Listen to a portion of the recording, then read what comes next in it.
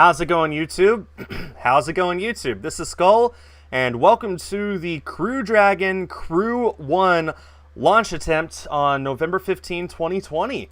So, as you can see by the stream, we're currently sitting at T-minus 2 hours, 36 minutes, and 33 seconds and counting.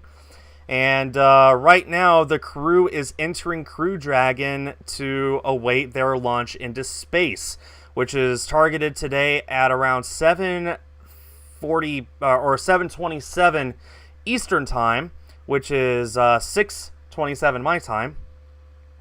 As you can see, the crew is all in here now. I streamed this for the first time in May when Bob Bankham and Doug Hurley launched into space aboard Crew-Dragon Demo 2. As the name implies, that was a demonstration mission of Crew-Dragon. This one is the full operational mission. So let's see here. We got Shannon Walker, Victor Glover, Mike Hopkins, and Suichi Noguchi.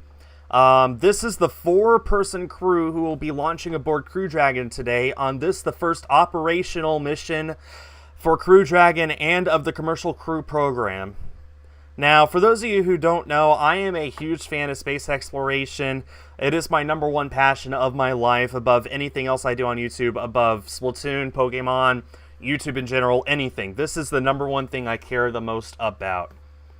So I hope that you guys watch this with me and that you enjoy watching it with me. I, as always, have my mission patch here. This is the Crew-1 mission patch for this mission. There are no names on it, and my webcam, I'll never be able to show this off properly. But, oh man, this is just so cool. This is so very, very cool. I'm glad to have this. So once this mission is in space, I have prepared this photo frame, which I hope this shows up well enough. Actually, pretty well, yeah. It says currently in space. So I have this photo frame. What I'm going to do is I am going to put this mission patch inside the frame, so like that.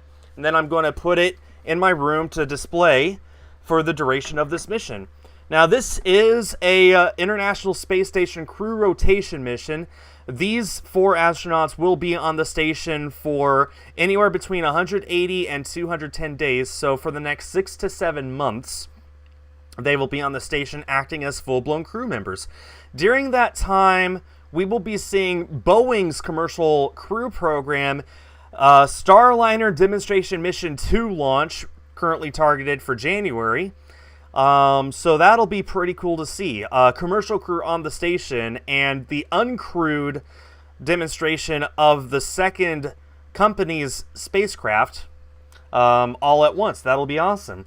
So while these guys are on the station, there will be a total of 7 crew members on the station, which is the most permanent crew members that the station has ever had, and it's awesome.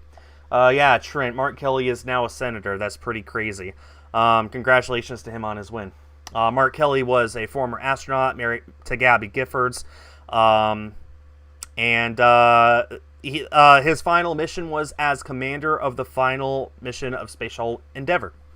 Anyway, as you can see, this is the Falcon 9 rocket with the Crew-Dragon capsule on top, that right there. I hope that my mouse does a pretty good job of showing everything off. I have muted the stream here. I could always unmute it if I want. Of course, I choose to unmute it right when there's no audio going on, but I could unmute it if I want, so we can listen in, and I fully plan to. No, I haven't gotten a haircut. Anyway, so let's go across some of the highlights for this mission. This is the first mission with 4 people on board since the final space shuttle mission in 2011. This is the first mission, first American mission with a rookie on board. This man here, Victor Glover, since 2010. The first mission with an African American on board, again, Victor Glover, since 2010. This is the first American spacecraft mission with a foreign astronaut on board. This man here, Suichi Noguchi from Japan, since 2009. Suichi will also be only the 3rd human in history to fly on 3 different kinds of spacecraft. He flew on the shuttle and he flew on the Russian Soyuz, and with Crew-Dragon, that'll be his 3rd space flight on a 3rd separate spacecraft. The first 2 people to fly on 3 different spacecraft were Wally Schirra, one of the original astronauts who flew on Mercury, Gemini, and Apollo, And John Young, who was one of only 12 men to walk on the moon. He flew on Gemini, Apollo, and was commander of the first space shuttle mission. Oh, your hair got dyed again. That's interesting, Kay. What color is it? So, launch is currently targeted for 7:27 p.m. Eastern Time, so the sun will be down by then. You can see that it is currently sunset over there on the East Coast. Weather is currently sitting at about 50% favorable. Now, I cannot emphasize enough, everyone, this is space travel. This is rocket science, and in a very literal fashion. So, anything can happen to delay the flight. And since this is a mission going to the International Space Station, it has a 1-second launch window. If it cannot launch in that single second, it has to be delayed. And I believe the backup date for the next launch isn't until Wednesday, so fingers crossed that they launch today. However, the weather reports were saying that it looks pretty good, that the skies will clear up. Maybe we'll get updates as in the next 2.5 hours. Maybe the weather will look better. In any case, the weather at the abort sites where the Crew Dragon we need to go in the event of an in-flight abort, the weather is looking crystal clear, so it really just comes down to what the weather looks like here at Cape Canaveral, when we reach T-0. The final report, the final check, the final go, no go poll will be around half an hour before launch. If weather is looking good at that point, then they will proceed. And if not, then they will have to abort and try again on Wednesday.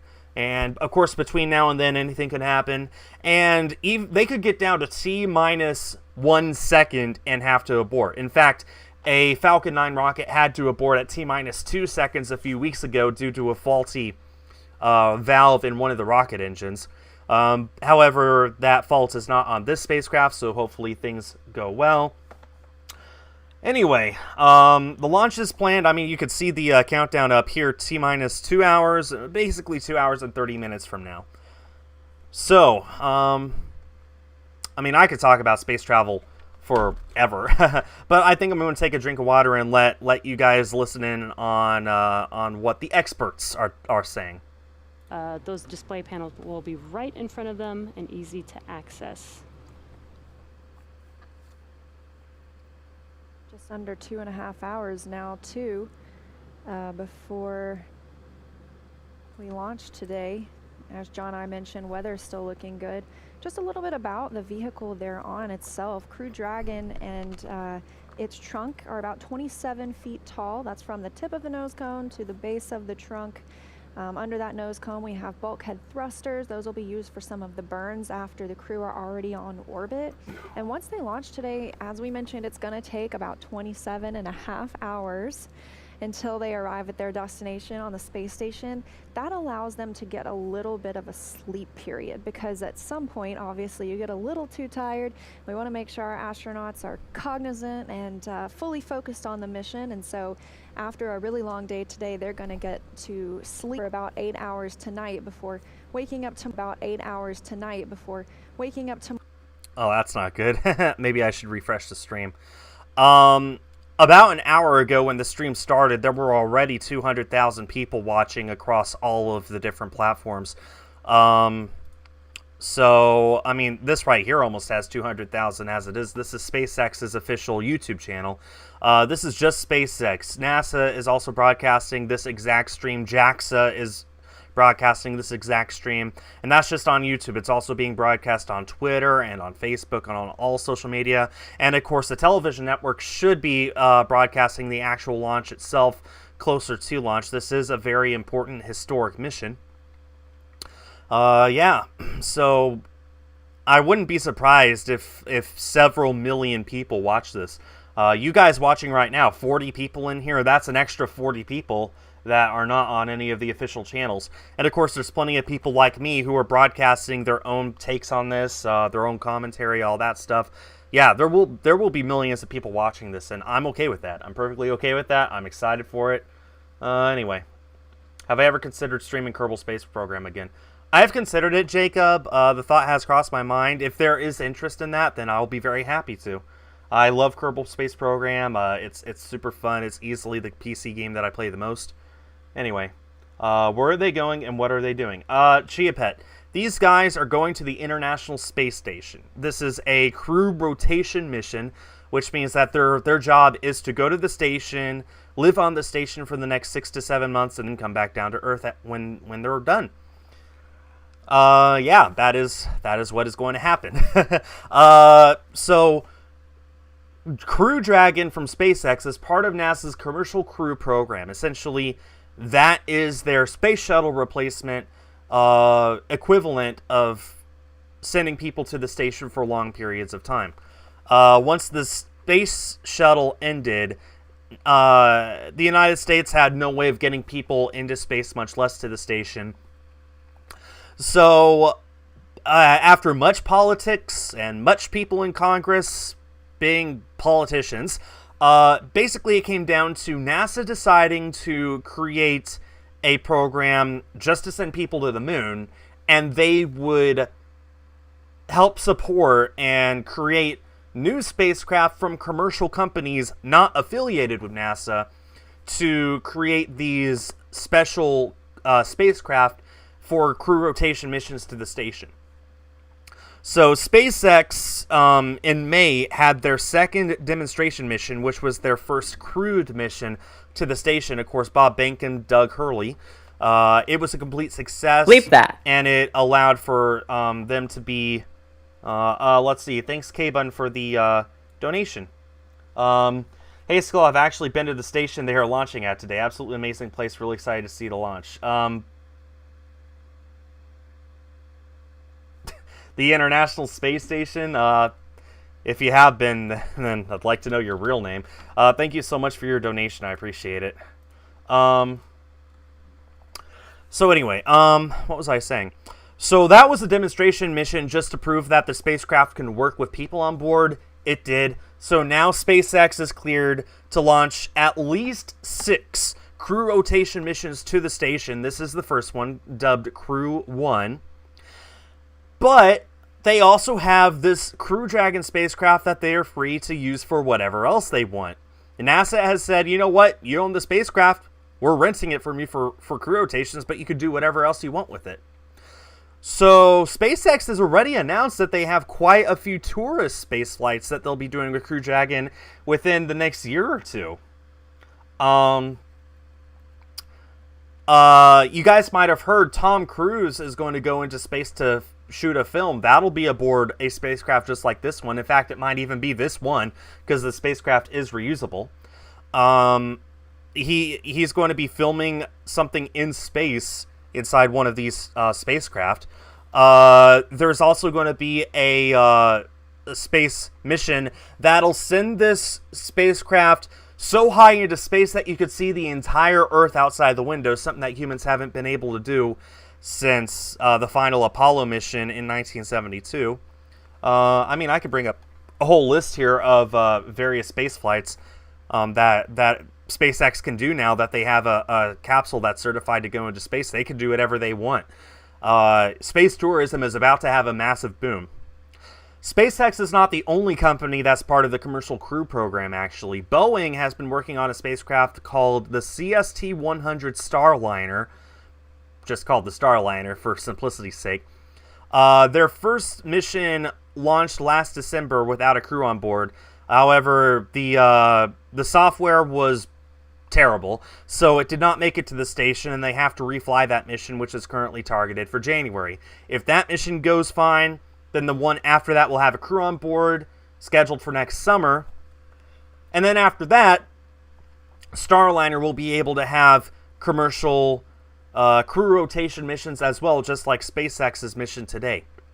So that'll be 2 companies that are fully capable of crew rotations on the station, and they will have their spacecraft all to themselves to use however else they wish, which is going to be awesome, absolutely awesome. And those aren't the only companies either. Sierra Nevada has been working on their Dream Chaser spacecraft, which is a space plane, and they hope to have a crewed version of that ready by the year 2025, and there's no reason to believe that won't happen. So that's 3 different companies there that will have the ability to send people into space on whatever kind of missions they want. And that doesn't include anything that other countries are doing, much less NASA with their Orion spacecraft, or other companies that are not part of the Commercial Crew program, like Blue Origin with their New Shepard and New Glenn spacecraft, or Virgin Galactic with their Spaceship Two. Anyway, let's go ahead and hear what these ladies have to say about Crew Dragon. A 1-to-1 scale of Crew Dragon. So you can kind of see size-wise the amount of room that our 4 crew members have to move around. While this isn't the exact training module that they use to train in, as I've mentioned before, our crew trains at SpaceX extensively prior to flight. They use a mock-up similar to this one for things very detailed, such as running procedures inside the capsule, but also something as simple as practicing getting in and out, going through the side hatch. Especially in a spacesuit, that could be a little clunky. Nicole, you flew on shuttle twice. I'm sure you had training and modules similar. We did, and you know what's really exciting for crew members is once you start doing a lot of training in the mock-ups, you know you're close to flying in space, so you really get excited about that. I don't know, I look at this and it's really neat to me to be just up close and personal with, even with a mock-up of the spacecraft. But you know, I look at it and there's things that are certainly familiar, like a window. Thankfully there's windows, but what is some of the other stuff we're seeing on here, these, you know, these silver little ovals, and I know that's the hatch, but what else are we looking at here? So these are the ports for our Draco thruster system. As I've mentioned before, Dragon is capable of steering itself in space, and that onboard propulsion system is here. These are the Draco thruster ports that are utilized during in-flight and orbit maneuvers. Over here on the side, we have the Super Draco system. Ashlyn, I appreciate that, but pretty much the cheapest way to get into space right now would still cost $250,000. That would be aboard Virgin Galactic Spaceship Two. Yeah. This past decade has been a real slump for crewed spaceflight. When the shuttle ended, the United States didn't have any way of sending anyone into space whatsoever. It was a 9-year gap between the final shuttle mission and the first Crew Dragon mission, which was this past May. Soyuz has been pretty much the only way to get anyone into space. Although during that time, China also did have their spacecraft that they sent into space a few times with people on board. But yeah, this past decade has been a slump, but the next decade is going to be really exciting, because you not only have all of these different companies making their own spacecraft for America, you also have Russia that's going to be making their first new spacecraft in half a century. You've got China that is working on sending people to their own space stations. India hopes to launch people into space for the first time in the year 22. And of course, the biggest thing that I'm most excited for is NASA is going to be sending people back to the moon within just the next few years. I think that landing on the moon by the year 2024 just isn't going to happen. It was always going to be hard, and Congress has been not very interested in giving NASA the money they need in order to make it happen. Oh, you can see that they're rotating backwards now, going into a more comfortable position to endure the G-forces going into space. This is always so cool to see them just rotating onto their backs. But yeah, within the next decade, it's safe to say people are going to be walking on the surface of the moon again. It's such an exciting time to be alive. Let's go ahead and hear what they have to say. Is that the moment it clicks? Yeah, then it's like, okay, we're inside this thing, we're going. You know, what's the feeling? What kind of goes through your head? So it depends on different. I mean, on my first flight, what absolutely went through my head was, I don't want to screw this up. You know, I want to make sure I don't make any mistakes. Yeah. I mean, I was really focused on making sure that I did everything absolutely perfect. And you don't know what to expect. You can see the vehicle assembly building back there. That's where the Saturn V's were stacked. That's where the space shuttles were stacked. That's where the Artemis SLS rockets are going to be stacked. I've been inside there so many times, and I cannot tell you how small you feel when you walk inside and look up and you see the ceiling is 500 feet above you. It's the world's largest single-story building. Relax a little bit more, but so there's anticipation of what is this going to be like? What is this going to feel like? And you would think there's some nerves there, right, just naturally in this moment. But these 4 astronauts, they also ate extremely well. So I hope that the nerves don't get them too much. They ate well because they were at the astronaut crew quarters. You've been hosting them for the past week. Sure. And tell me about what they got to eat. Like Anything they wanted. That's great. On the menu, whatever you want. I heard like New York strip steak, Yeah. basmati rice. Yeah, whatever. There was some dressing thrown in. Yeah. No, life in crew quarters is good. Yeah. With there's one crew. We used to have a motto in crew quarters: eat till you're sleepy and sleep till it's time you're hungry. That's a good way to leave. I'm surprised you can get them out there to get on the rocket with that kind of living. So that's why you don't want to spend too much time in crew quarters. No, but we do a great job protecting our astronauts from keeping them healthy. But it's not about it's just amazing what we do. I would trade places with any one of them in a heartbeat. I'm really proud of these guys, and I'm proud of what we've accomplished as a nation to have this commercial crew program. Kathy Leaders and her team have just done an outstanding job getting Bob and Doug Hurley up there and home safely, paving the way for this first flight under contract with SpaceX. This is the future, and we want to get Boeing flying too. They're right over here building the CST-100. We got to have them have a successful flight so that we have dissimilar redundancy so that we can get crews to and from the International Space Station. Their test launch right around the corner next year in 2021. Bob Cabana, thanks so much for being here. Appreciate your The former astronaut, Bob's the current director of Kennedy flew into Space Center. 4 times, folks. So between me and him, we have 4 flights into space. There you go. We'll send it back to you guys. Tahira. Hey. They all have iPads. You see these iPads strapped to their laps? Those iPads are wirelessly connected to the spacecraft through literal, just normal Wi-Fi. They're connected to the spacecraft, so they're able to make quick commands with the tap of their finger on the bottom instead of having to lift their hand up. They're able to check out systems. They're able to do all kinds of awesome stuff. Anyway, so let's see here. So we got the 4 astronauts here. Down here, just out of frame, is Japanese astronaut Soichi Noguchi. This will be his 3rd space flight. This right here is Mike Hopkins. He is the commander of the space flight. This here is Victor Glover. He is the first rookie to fly on an American spacecraft since 2010. And behind him, with her arm up there on the dashboard, is Shannon Walker, who is the first woman to fly on a Crew Dragon. So yeah, lots of firsts. Lots of firsts and lots of firsts in a long time. Yeah, it's pretty awesome. Pretty much any space flight you could think of, there's bound to be a few firsts. Like, the number of people who have gone into space in all of history is less than 1,000. I think it's still less than 500. So, there's bound to be just tons of firsts, no matter what space flight you're on. So, and it's just so amazing to me to look at all this and just to know that pretty much every minute of spaceflight history is recorded and available for anyone to research and find out more whoever they want. That's so mind-blowing to me that all of recorded spaceflight is recent enough that we have just it's all just so well documented, and it's amazing. 2, 1, 0. Ignition. Liftoff.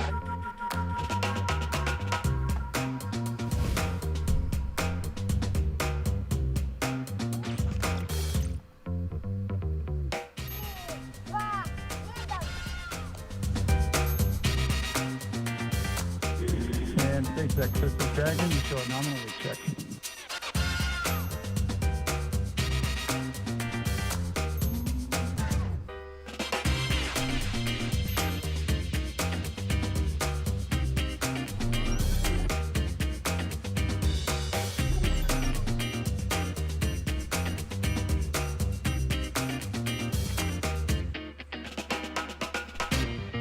Peanuts has a long and happy history with NASA, so that's always awesome to see Snoopy in a spacesuit. I mean, there you have it. People from around the world are just engaged with this launch. All right, thanks to Hira, and thanks to all of you following along. Keep sending us your submissions, how you're watching. Now, I will remind you guys, this is space travel. We're at 2 hours and 12 minutes before launch. That's 2 hours and 12 minutes that anything can happen to stop the launch. Stuff can always happen. Okay, so we just heard the Copy, call. ready for hatch closure, and we'll keep you posted as that They're closing the hatch. Okay, so we heard the call that they're ready for hatch closure. So we're going to pause for just a moment. Here come the pad ninjas.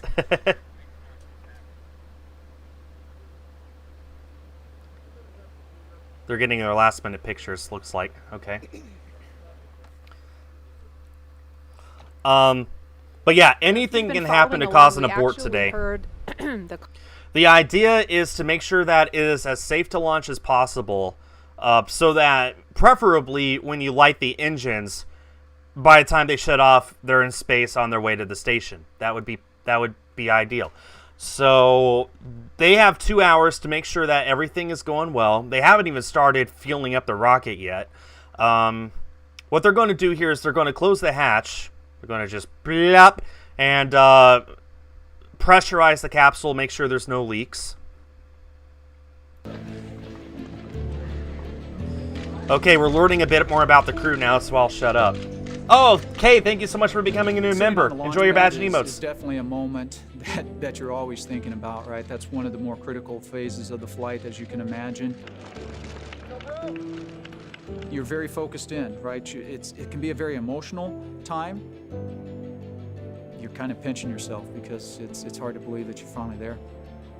Born in Lebanon, Missouri, he is an Air Force colonel and a flight test engineer. He was selected as an astronaut in 2009. He spent 166 days on the International Space Station, introducing NASA astronaut Mike Hopkins. Don't worry, Nightingale. Challenger is pretty much guaranteed to not happen because the Dragon has enough in-flight abort options that it'll be fine. Being an astronaut as something that a kid would have, and I remember when my wife and I first started dating at the University of Illinois, and I told her that I wanted to be an astronaut. She laughed at me and kind of said, "Are you serious?" But at the same time, she stuck with me throughout the years, and to have that dream come true is pretty amazing.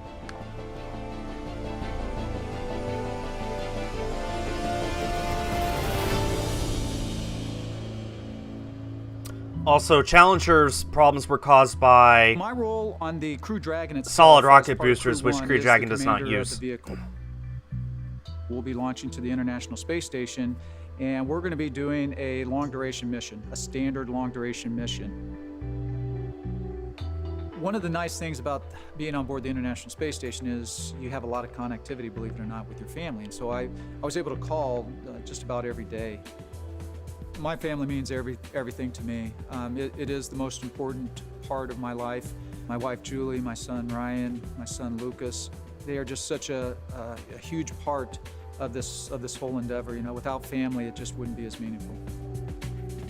The partnership that we have right now with SpaceX, it's pretty powerful. They bring a lot to the table. NASA brings a lot to the table. We've got a ton of experience in human spaceflight. When you're out there on a day-to-day basis and you're interacting with their engineers, and you're interacting with their trainers, and you're interacting with the people that are actually building the rockets and building the capsule itself, you really get to establish the relationships, the personal relationships. It's not just about the astronauts that are on board, but it's about the entire team at NASA and SpaceX that it's taken to launch this Crew-1 vehicle, and we couldn't do our job without them. Yeah, apparently astronauts have a harder time adjusting to gravity than they do to zero gravity. There's plenty of instances of astronauts who are holding a pin, just let go of it because they think it'll be there even like a week after they've landed. 40 different types of aircraft for a total of more than 3,000 hours. Helping prepare him for this, piloting his first test flight to space. Here's more about the U.S. Navy commander and California native. I saw a shuttle launch when I was in elementary school, and I thought I really want to fly that. And that's where it began. He is a Navy commander, a naval aviator, and a test pilot. He was selected as an astronaut in 2013. This is his first space flight. Introducing NASA astronaut Victor Glover.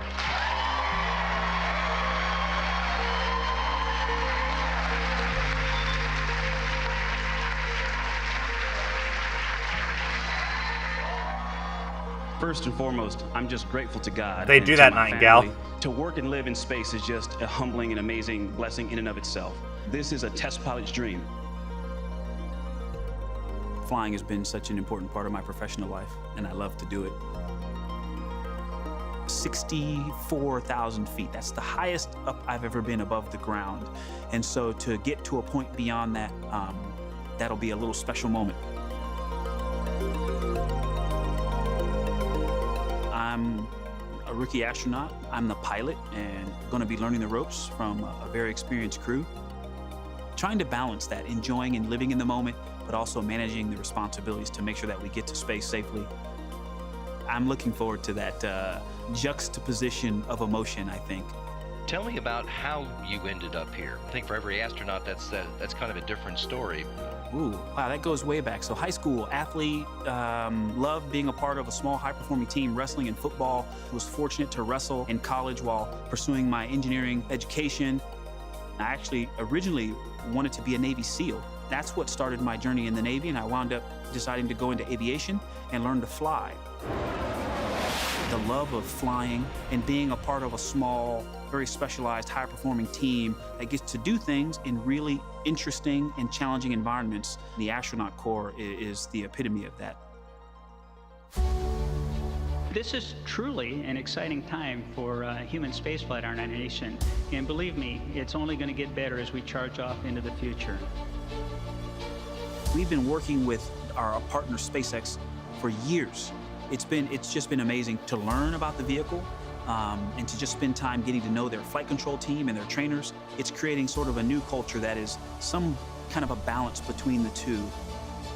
Hey, sir, that is awesome. The fact that it takes thousands of people all over the world to get us ready. It's humbling and overwhelming, and I want to do my best because I represent. They're closing the hatch. They're closing the hatch right now. And know that you're flying with us on Crew-1.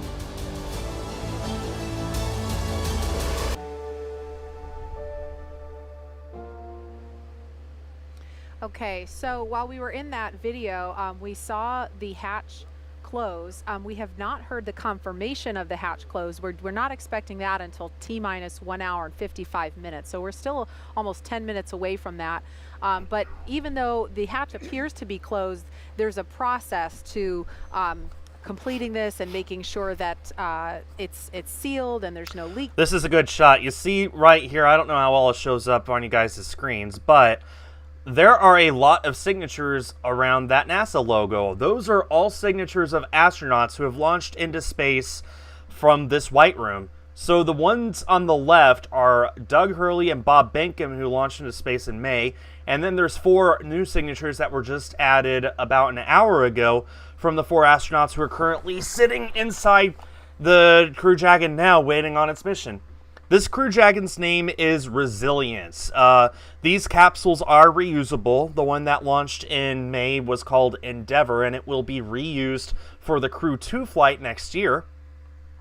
The Crew-1 Dragon's name is Resilience. That was what the crew decided to call it, because 2020 sucks.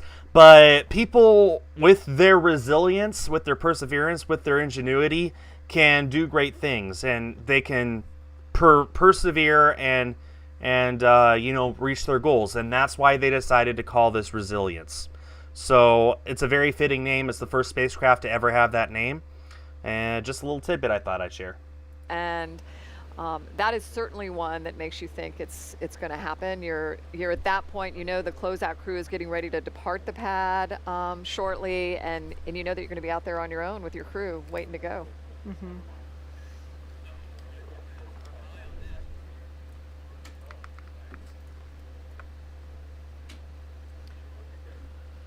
I just received and word. In seat number 1 today is. I just received word that the weather has jumped from 50% to 70% favorable. I like those odds. and downrange weather is looking absolutely crystal clear for abort conditions and for recovery of the Falcon 9 first stage. So it's looking good. Okay, let's learn a little bit about Shannon Walker. Distinct memory of my parents taking me and my older sister out into the backyard, and the moon was rising over our house, and they pointed up there and said, "We have people there." And even at 4, I thought that just sounded like the best idea ever. We have been given the scientific knowledge, the technical ability, and the materials to pursue the exploration of the universe. To ignore these great resources would be a corruption of a God. That sounds like Werner von Braun. I had seen a new class of astronauts that had been hired for the space shuttle, and I was reading in the newspaper what their qualifications were, and just going through some of them, I realized I can do that, and that was a big turning point. I'm Dr. Shannon Walker, NASA astronaut, and I am getting ready to fly on the Crew-1 mission to the International Space Station. Crew-1 is the first operational mission of the Crew-Dragon vehicle to the International Space Station. I was not expecting the call to be assigned, and so anytime you get a flight assignment, it's tremendously exciting. C-minus 2 hours. 2 hours to go. I spent 6 months on the station previously in 2010, and I am so looking forward to getting back there and having another 6 months on the space station. There are so many things that you could do on station. What I like about it is every day really is different. You get up and you may be doing a biological experiment one day, you may be doing maintenance on equipment the next day, and then the day following that you'll be doing some sort of experiment in chemistry. What I have found being part of the International Space Station program, and not just Russia, but our colleagues in Japan and Europe and Canada, is that underneath it all, we all have the same goals and we all have the same passions. The Dragon spacecraft represents to me is just a continuing evolution of better computing power that's evolved over the years, and different ways that the crew can interact with the spacecraft. SpaceX is a very interesting company. There are so many young people. I always imagine it to be like it was in the early Apollo days at NASA, with so many young engineers so passionate about what they are doing. The important thing is we both have learned from each other, and now we've got a very strong bond on what we want to accomplish and how we need to accomplish it together. I do believe that human spaceflight is an imperative for our planet, and to be a part of that, to keep the progress growing, I find very inspiring.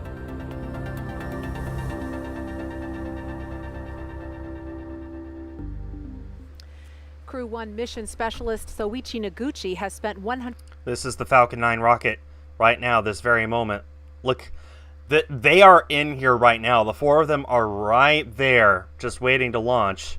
You could see the vehicle assembly building just barely in the corner up there, but oh well. Soichi appears to be a very quiet person, and yet he comes out with some fantastic one-liners. Soichi is probably the quietest, but he is probably the funniest as well. Earlier, I used the word dignified to describe him, but his humor is very dry and subtle, but it is extremely witty, and it just makes it that much more funny. Konnichiwa. My name is Soichi Noguchi. I am Mission Specialist 1 on Crew-1 mission to International Space Station. Well, my mission will be help support commander and the pilot on Crew-Dragon. And of course, once I arrive on the space station, I'll be a board engineer and do lots of science and maintenance and spacewalks, robotics, all kinds of work. I'm really fortunate enough to have a good crew member. And obviously we have a lot of different background, and the diversity definitely gives us a great rigidity to our crew. I wanted to be an astronaut for a long time. High school days, I watched the shuttle launch. I studied aerodynamics and aerospace engineering. When I turned 30, Japanese Space Agency started recruiting another astronaut class. I was fortunate enough to be selected and sent immediately to Johnson Space Center. My first flight was 2005. That was on the space shuttle Discovery, STS-114. And the next flight was 2009. That was on the Russian Soyuz. The vehicle is definitely like living creature. All the pipes, all the pipelines are alive. I really remember the morning of the launch day. Arrive at the pad. Hey, this vehicle is alive and waiting to go out. And liftoff of Space Shuttle Discovery, beginning America's new journey to the moon, Mars, and beyond. I'm really looking forward to go back to that launch day. The Crew-1 is the first operational spaceflight after the certification given by NASA. Important thing is this is brand new, designed from scratch, 21st century spacecraft, and this is a new design. And obviously the SpaceX did a very nice job. The spacecraft of this century is not just for America, but this is an international corporation, and all the other people around the world have a chance to ride on this Crew Dragon. So this is a new era. He's the first non-American astronaut to fly on an American spacecraft since 2010. It's been over 10 years. Okay, we're looking live now inside the White Room. You can see. We're discussing that. Negative. We're going to go to pad hatch reopen temporarily. Oh, hello. Okay, so it sounds like they may be reopening the hatch. We're going to listen in to see if we can hear any more chatter about that. I'm gonna wait for them to figure that out. But Soichi Noguchi will be the third person in history to fly on 3 different kinds of spacecraft. He flew on the shuttle, the Soyuz, and this will be Crew Dragon. The only other 2 people in history who have flown on 3 different spacecraft are Wally Schirra, one of the original 7 astronauts. He flew on Mercury, Gemini, and Apollo. And John Young, who flew on Gemini, Apollo, and the very first space shuttle mission. So thought that was pretty cool.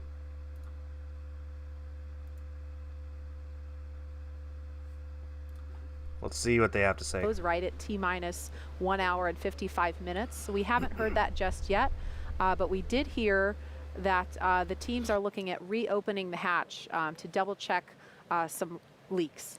So what I'm hearing is that the closeout team saw a little bit of a pressure drop during those leak checks. So like I mentioned before, it's not like closing a door, right? Or it's not closing the door to your car. The door closes. It is space travel. It is rocket science. Anything can happen to delay a launch today. Hopefully they get that leak, maybe potential leak figured out.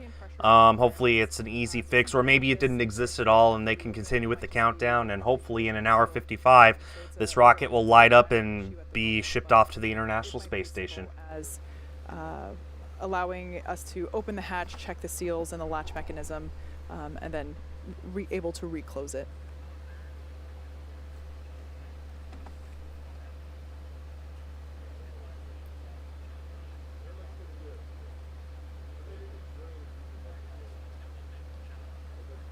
Okay, we're going to go over to John Innsbrucker in Hawthorne. He's been listening to some more details. John, can you give us an update on what's going on now? Yeah, Marie, I've been listening into the Dragon nets in addition to Falcon 9. Right now you can see on the screen the crew inside Dragon. Everything is safe at the launch pad. We have not gotten into propellant load. What we were doing is our standard procedures. We did communications checks that you heard a while back. They checked the environmental. Hey, the temperature was just right for the crew. Hi Priscilla, how's it going? When we command to close the hatch, the team then locks it down, and we run a leak check just to make sure that it is leak tight. We're running that leak check and they saw a little bit of a drop in pressure. So what you're seeing on the screen right now from the outside of the capsule on the left, the SpaceX ingress team in the access arm in the White Room, Pad they're going ninjas. to open that hatch back up again. One thing they want to look at is just make sure nothing got trapped in the... That's what they are. They're pad ninjas. Come on. They're dressed in all black. You can't see who they are. They have numbers instead of names. They do have names, don't worry. They're pad ninjas. I love that. That's what the space community has started referring to them as. This is their extra precautions for COVID. In a year or two, once the pandemic's over, they'll look like just normal people again. Yeah, I just wanted to let you know that we do have about 12 about 10 minutes of margin in the schedule for this troubleshooting. And 10 minutes before they need to start closing the hatch again? That is correct. Yeah, 10 minutes till hatch close, and they're taking a look at the CO at this time. Dragon copies. I'm only listening to program now. I have my Crew-1 mission patch. Let's hope that this brings us a little bit of good luck today.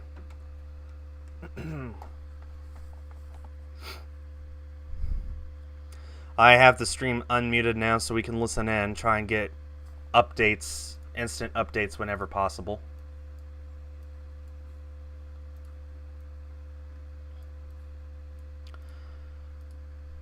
This is a big margin here for them to get this figured out. See, they got this nice bright light here. They're just looking at the seal, making sure that nothing got stuck in there. Even something as little as like a butterfly or something could have done it. So, so yeah, they're look. They have wet wipes. They're just wiping down the seal. I think they might have found whatever it was. It might have just been a bug getting caught in the seal. Or maybe they're just doing it a bit more thoroughly just to make sure that it's all nice and clean. So let's hope. Hey Marie, this is John. Did you ask me a question? I didn't pick it up. Yeah, I wanted to first just acknowledge that we heard on the call-outs that they said that they had about 10 minutes of margin in the schedule, so not necessarily going to throw the timeline off track. But is this something, I know that people that are watching this live have got to be wondering, is this something that can cause a scrub, or how significant is this issue right now? Well, I'd say from a crew safety standpoint, which is what we're always looking out for, if we could not resolve the issue, if we thought we were actually measuring a leak, then that would be a probable scrub issue for today. However, it's premature to say that. They're doing the first round of troubleshooting. Congrats, Nightingale. I also heard the comment, we've got about 10 minutes, but as a reminder, the SpaceX team doesn't actually leave the crew access arm until T-minus 60 minutes.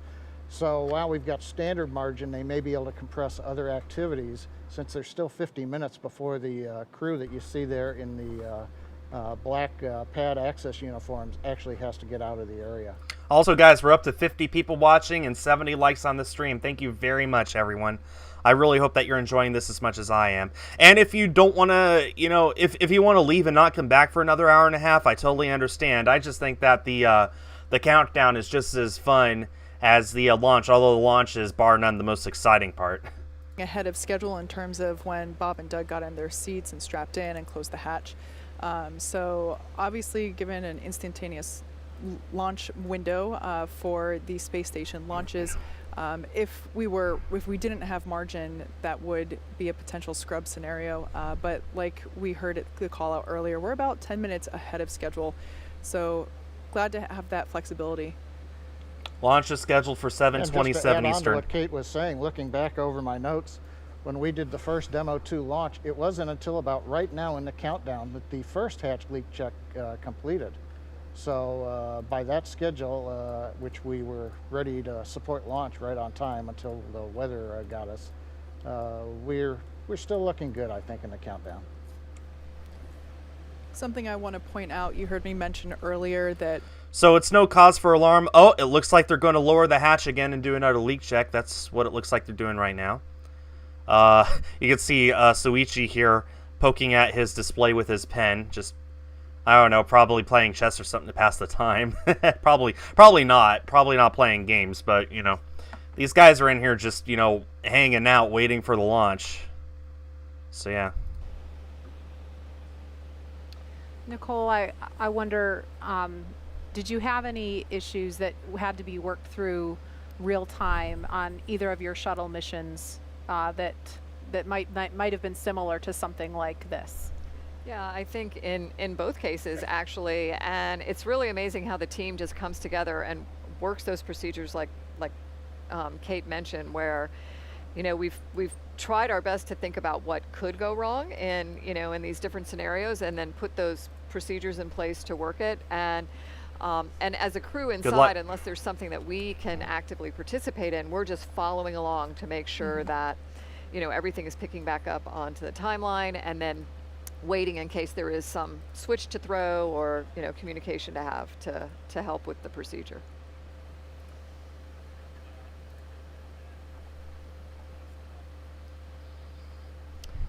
Okay, so again, if you're just joining us, we're at T-minus 1 hour and 47 minutes.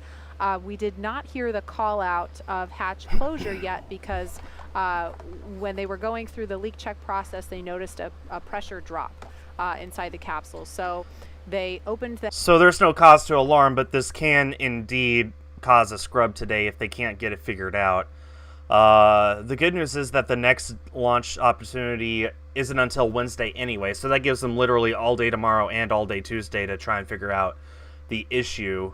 However, it sort of looked to me, I'm not a pad ninja at all, but it sort of looked to me like they might have just gotten some wet wipes and were scrubbing down the seal in specific areas. So it kind of looked like maybe they thought they might have found the cause, and if so, then maybe they got it resolved. And they are a little bit ahead of schedule here.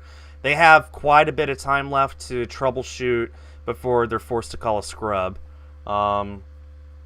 Let's hope. Let's hope that they get it figured out. It's not only operational but comfortable as well. And it seems like everyone's pretty comfy in there. And we can't overstate how important the job is of this pad closeout team who is doing these leak checks and making sure that that hatch is secure and behaving the way it should be before they leave the pad, because these 4 astronauts are inside a capsule that is going to be fueled in a little over an hour and head off to space. And so it's the job of these people that you see on the left of your screen, in addition to hundreds and thousands more around the country that have been working so hard for months and years to keep this crew safe. It's not closed yet. This is the first operational or rotation mission of 4 people on Crew Dragon, the first of hopefully many more to come. And so the team has to keep the crew safe. So I'm now hearing that that closeout team that we saw there were able to check the seals and clean them a little bit. They found a little piece of FOD there in the seal, so that's probably what was causing the hatch to not bugs, maintain I tell you. So they are about to, I can't quite tell on the screen, but they will be starting to close that. And what is FOD for people who don't know the acronym? Foreign object debris. Okay. It was a bug. So Undoubtedly, it was a bug. That could be. It's hard to tell because it depends on the environment, but something as small as a piece of lint to, something like our cell phone or an earring. So that's part of the reason why earlier in the webcast I mentioned that the the suit technician team are checking to make sure nobody's wearing unapproved earrings or jewelry. Those are all considered FOD or foreign object debris. But it looks like we're going to be closing that hatch again if it's not already, and reperforming that leak check. Like I mentioned before, we do have contingencies built into our procedures. We are running ahead of schedule, so nothing to speculate causing an abort at this time. But that being said, we will be repressurizing that hatch. And I should say that it's not like we bring it to pressure and check it. It's good. You want to bring it to pressure, allow it to sit there for a couple of minutes and watch whatever the decay is, if any. Dragon SpaceX, first status. And go ahead for Dragon. Yeah, the team did find a possible root cause. They are checking cabin environments, and we're getting ready to close the hatch again. Okay, Dragon copies, and we see pad hatch closed, prep. Copy it.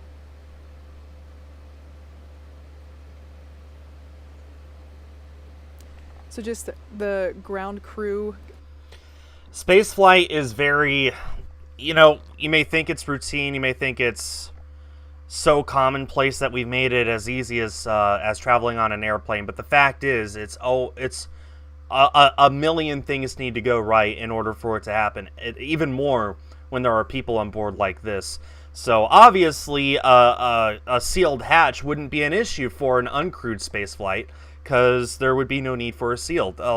Most stuff that goes into space that you don't need to worry about keeping oxygen on board. So just, one of those things that you have to factor in when you have people on board. It looks like they're going to start closing the hatch here. Hopefully this goes well this time and the leak check provides good results. And yeah, they're still on schedule. They could definitely make up any lost time whatsoever right here. They always have a few extra minutes built into the countdown just in case something happens. It could be this, it could be a bird in the vicinity, although that's pretty much not it. It could be like a boat out in the ocean in the vicinity, stuff like that. So yeah, so things need to go right. They're all around the hatch now. Looks like it is now closed. They're going to start doing another leak check. Let's hope that it all went well. Although if it did not go well, then I would be hesitant to say for sure that these guys are launching today. We could sure hope. I know I'm sure hoping, but there's no way of knowing for sure. We'll just fingers crossed. All your fingers, all your toes. Let's go ahead and keep listening in. Again, we've got the pad closeout team on the left of your screen, closing the Dragon side hatch for the second time, getting ready to do another leak check. And the crew is sitting tight on the right-hand side of the screen. It's interesting you bring that up, Nightingale. When I was at Kennedy, I was asking, they have a person dedicated entirely to wildlife protection during rocket launches, and I asked, so what are some things that NASA does to make sure that birds don't fly close to a rocket? And basically the lady said, they've pretty much learned by now not to fly near rockets. There have been instances of rockets hitting birds or actually more frequently bats on their way up, believe it or not, but it's never an issue because when rockets are at the point where if they would be damaged by a bird strike, they're already so high up that birds aren't there anyway. And going up to that point, they're not going that fast. But yeah, it's just gotten to the point now where birds know better than to go near rockets. Kennedy Space Center actually is a wildlife refuge. They have 12 active bald eagles nests. In fact, every time I'm there, I get to see it on my way into the parking lot. It's so cool. But yeah, they do have bird repellent. In fact, it's hilarious. Like, you would think that launching rockets would be hard on wildlife, but no, birds are smart. Birds are way smarter than we might give them credit for. Another thing I was curious about was the mobile launch system. That big tractor that hauls the spacecraft from the vehicle assembly building out to the launch pads. And I had the privilege of interviewing a tractor driver, and I asked him, so what happens if there's a turtle in the way? He said, well, the turtle's faster. The turtle is faster than the crawler, so no need to worry. And if it refuses to move, someone just gets out, walks up, grabs the turtle, moves it to the side, and like that thing just goes so slow you don't need to worry about it. The turtle is faster. I'm on the leak check. That's affirmed. Yeah, they're still performing it. They're working on the leak check. Okay, that's good. When I unmuted, I thought that they said that it was another failed check, but no, they're still working on it.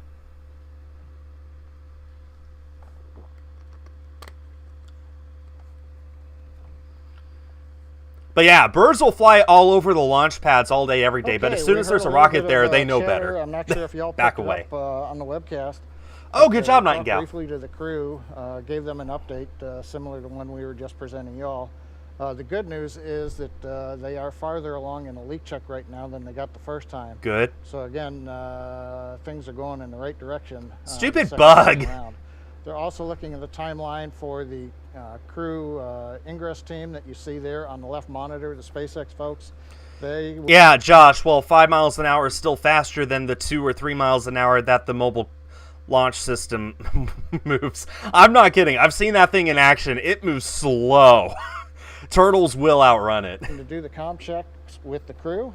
Our launch engineers for the launch vehicle, they are in firing Dragon room 4. SpaceX for Falcon 9 comm checks. And here comes the comm checks. Let's listen in. So each of the astronauts are going to give their comm checks now. Go ahead for Falcon 9 comm check. Yeah, if you are ready, we are going to kick those off. This is SpaceX headquarters in Hawthorne, I think. Dragon's ready. In Hawthorne, California. No, this is in Florida. This is in Florida because it's dark outside. It's still light in California. We're at T-minus 1 hour and 37 minutes. Countdown 1, comm check. And GNC, this is Dragon on countdown 1. Have you loud and clear. Good. GNC loud and clear. Stand by for comm check by propulsion. Okay, so this is the launch team actually doing their comm checks now. So there's actually 3 separate mission controls for Crew Dragon flights. There's the launch control in Florida, which is here. This is the people in charge of actually launching the rocket.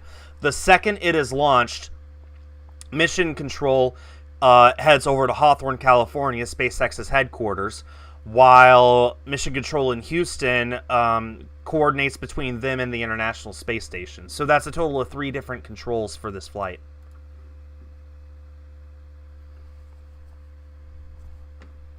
Okay, it's unmuted, just nothing going on.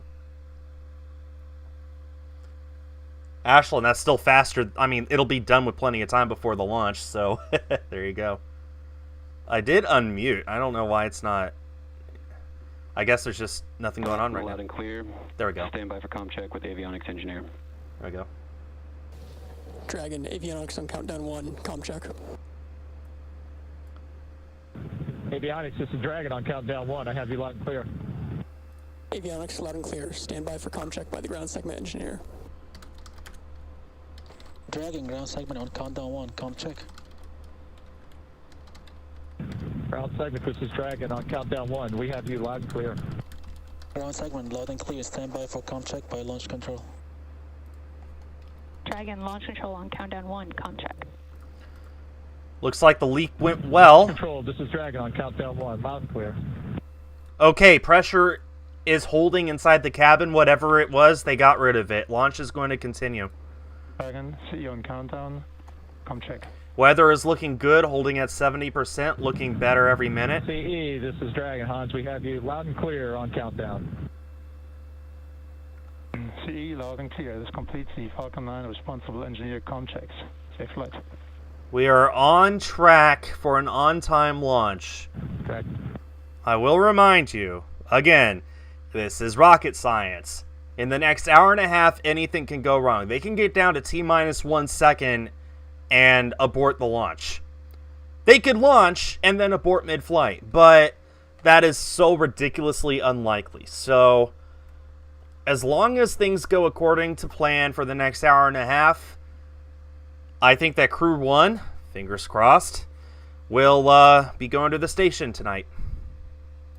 And go Dragon ahead for side. PADAT's closed checklist. Okay, Resilience, at this time we're going to commence health check for the launch escape system. You can expect a momentary flight computer state change followed by a transition back to pad hatch closed. Calling it Dragon Resilience, that is the spacecraft name. Dragon copies, and we're monitoring. You could see Mike Hopkins talking in his response. Isn't that so cool? You can see these astronauts talking to the ground in real time as I think we've got a they're responding. now, listening to them talk to the crew. Man, I envy them right now. You can see there are actually 4 windows that the crew can look out of. Actually 5. There's this window, that window, identical windows on the other side down here, and then there's the window inside of the hatch itself. I really envy that. Being able to look out the window on your way up into space. Wow. Clouds.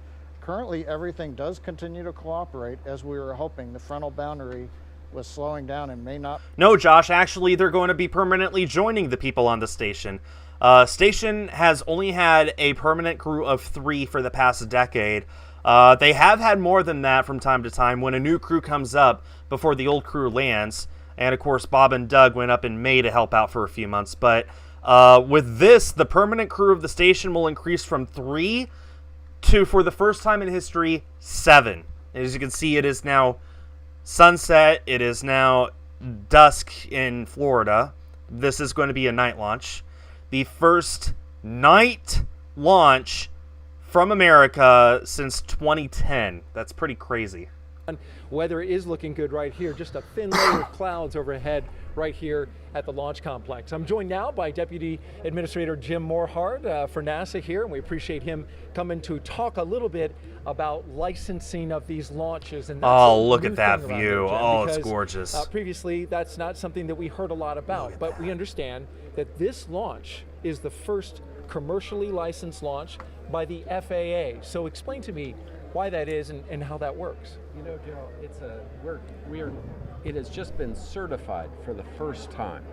We license a lot of launches. We had 29 launches that were licensed in 2020, and we're expecting another 56 in 2021. So it's going exponential, and we're excited about that. We've really collaborated with the Federal Aviation Administration, which is part of the Department of Transportation. Steve Dixon is the administrator. He's here right now. He's been with us through the week, working with us, which is just tremendous. There's a great collaboration between the two agencies. So help the public kind of understand what this means. I think, generally speaking, we all understand that we get aboard a commercial aircraft. That carrier is FAA licensed. So now we're licensing space flight, launches, commercial ones with people on board. We're about an hour and a half away from launch now. The Falcon 9 rocket, you guys probably know all about this by now. This is the rocket that the first stage comes back and lands after it is done. I'm sure by now, most if not all of you know what that rocket is, so that's the rocket here. The Falcon 9 is the second tallest rocket that humans have ever ridden into space on, only after the Saturn V. It's a total of 220 feet high, which is ridiculous. It's pretty amazing. And like I said, the first stage of it does come back and land. It will be landing on a drone ship tonight. No reason to think it won't at this point. At this point, SpaceX has landed more first stages than they have failed to land, and it's been a very long time since they have failed one. So they have made it pretty commonplace, but it's always an amazing sight when it does happen. Well, there are 4 people going into space, Josh. There are 3 people permanently on the station right now. There are 4 people going into space on this. The people on the station will be swapped out with the next Soyuz crew, which will be launching, I think, in February. And this crew will be swapped out with the next Crew-Dragon crew, which is currently scheduled to fly in, I'd like to say, February. So, yeah, it'll be a permanent crew of 7 on the station. It is just, we're starting the dawn of a new space age. And quickly, I think you were telling me that this also increases our ability to do science on the internet. Look at that sunset. Right? Isn't that gorgeous? These 4 great astronauts, and Jim Bridenstine and I met with them yesterday, and they want to fly, and we want to make sure they fly safely. But with that, when they get to the space station, we've got 1 astronaut there right now. It's going to increase our research efforts up there by 300%. And we really believe that demand is going to grow. And the hope is ultimately that we'll have commercial space stations that are built by our space industry in the United States. And so, because there's so much research. That's the end of the leak check. They're sealing up very now. Very good. Illuminating information about the licensing of spaceports. Appreciate your efforts and all your work in getting these government agencies to work together and talk to each other and come together with some consensus there. That's good stuff. It's my honor, but this is about safety, and we're going to keep doing it. Excellent. Keep up the good work. Thank you, Jim. Jim Morehart, Deputy Administrator with NASA, and we are now at T-minus 1 hour and 28 minutes. We'll toss it back to John I in Hawthorne, California. John? Well, maybe not John. We'll go to Marie, right here across the way at KSC. All right, thanks, Daryl. I've got a brother named John, so I'll answer to either. We are standing by for a post-ingress brief. Anyone with siblings, you understand. Side hatch leak check. And go ahead for the side hatch leak check. Okay, good news. The leak check has passed, and we saw consistent readings to what we saw on dry dress. So it looks good. Excellent. That's great news, SpaceX. They only have about 25 minutes to finish their operations So up what here. you just heard there was the core team briefing the crew, letting them know. They're going to need to probably... you can probably see them if you're paying attention. They're just rushing, like, trying to replace each other, trying to do this a little quickly because that took so long. But the good news is the leak check did pass. It looks like they are now set to finish their work up here in the white room before they go back down and get off of the pad. They don't want to be there when the thing lights up. So it looks like things are going well. We got less than an hour and a half to go until launch. This is so exciting. I'm beginning to feel the excitement in my belly. Oh man, I always love watching rocket launches, especially with people on board. Phenomenal. The first time they closed the side hatch, they noticed a drop in pressure when they did the leak check. So they opened the hatch back up. You guys need to consider buying these mission patches. They're so cool. FOD, cleared that out. We don't know what exactly it was. And in case you missed it, I do have the mission patch for this mission. So you can see right there. That is what all of the crew members are wearing. This is the official emblem of the mission. Every space mission has one. Let's see here. What did I do? I think we're good. Holy cow. Okay. What was that? Okay, we're all good. Okay. Now, in case you missed it when I started the stream, I have this made up. This is just a picture frame that I made up. And as you can see there at the top, it says currently in space. So once this spacecraft is successfully in space, I will take the mission patch, put it inside, so something like that. You get the idea. And then I will proudly display this in my room for the duration of the mission. And I will do so until it successfully splashes down next year. So that'll be awesome. That's what I'm trying to do for every single mission now with Launch from America. So there's going to be times when 3 or potentially more American spacecraft are in space. That's so amazing. We've got, of course, Crew-1, not expecting for any other crewed spaceflight from America before this one lands. But next year, we'll have Crew Dragons on the station, potentially more than one at a time. We'll have the Starliner, and then in a few years, we'll also have Orion on Artemis missions going to the moon. And we'll have Dream Chaser after that. Like, I wouldn't be surprised if the time comes and we have 5 or 6 spacecraft in space that have been launched from America. And I'm trying to make sure that whenever it happens, I have these ready to show off in my room to remind myself who all is up there on what missions from what program. And it starts tonight, God willing. A seal there to try and control the environment. Again, dealing with humidity and rain and bugs here in Florida, trying to keep all of that out and keep the environment secure. Yeah, I have a sister, Ashlyn, and a brother. Stable and under control there. But yeah, so they are now preparing to move all of that fixturing away, and they are leaning out over towards essentially the side of the rocket. So we have those wires in place for fall protection.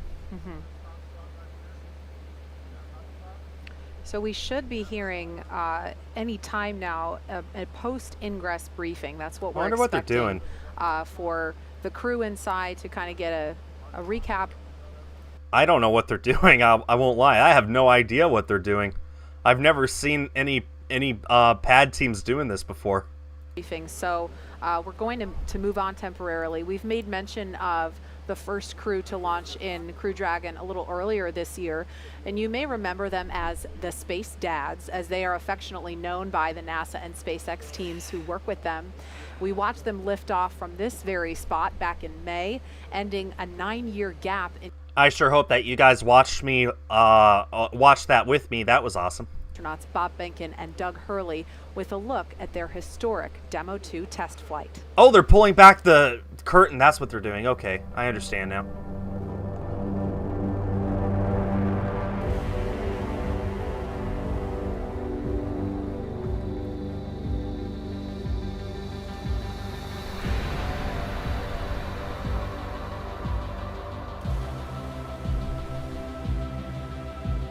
This was one of the happiest moments of my life watching them launch. I wish I could have seen it in person. Hopefully one day I will be able to watch these in person when Karen stops needing her haircut and shutting down the country. Dragon, SpaceX, ComCheck, ground stations. SpaceX Dragon, we're go for launch. Let's light this candle. 3, 2, 1. Ignition. Liftoff of the Falcon 9 and Crew Dragon. Go NASA, go SpaceX, Godspeed, Spot and Dog. I remember that. You remember that little dinosaur they brought with them? On behalf of the entire launch team, thanks for flying the Falcon 9 today. We hope you enjoyed the ride and wish you a great mission. We would like to welcome you aboard Capsule Endeavour. We do have there. You remember this? with us, Trimmer, the Apatosaurus. I think I was requested to do a backflip. Good night, Megan and Theo. And Karen and Jack. They spent 2.5 months aboard the station.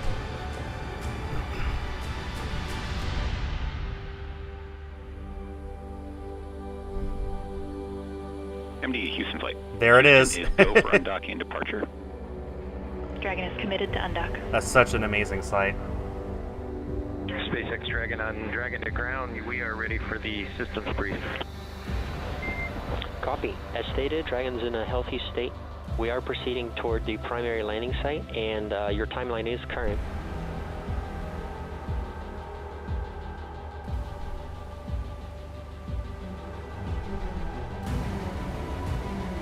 Visual, 2 drogues out. 300 meters. We are braced for splashdown. Copy, brace for splashdown.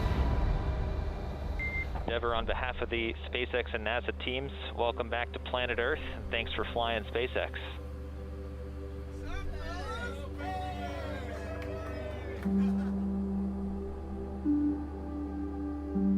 It's a humbling experience to be a part of what was accomplished.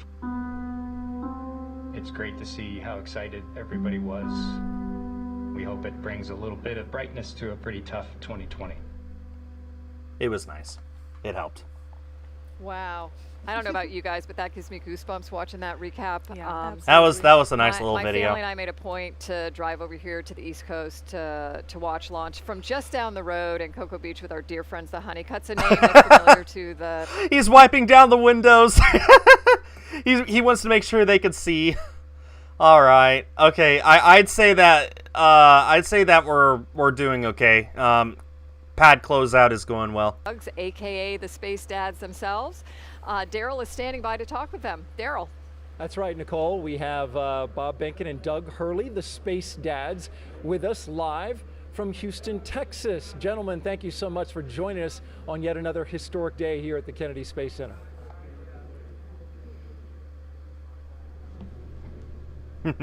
Hey, Daryl. How are you? Howdy, Daryl. Good to see you guys. Good to see you. So you know this moment. You remember it, I'm sure, well, when we came to this moment in time where the capsule, the door was closed. Tell us what you guys were thinking in this moment as we see astronauts, the 4 Crew-1 astronauts getting ready to fly.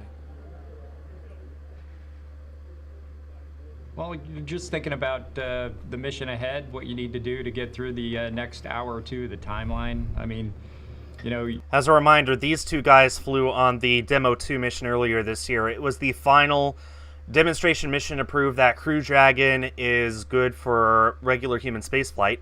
So that has led to this mission today, which is called Crew-1, because it is the first crew rotation mission with Crew Dragon. Hands out to you as, you know, that was my favorite moment.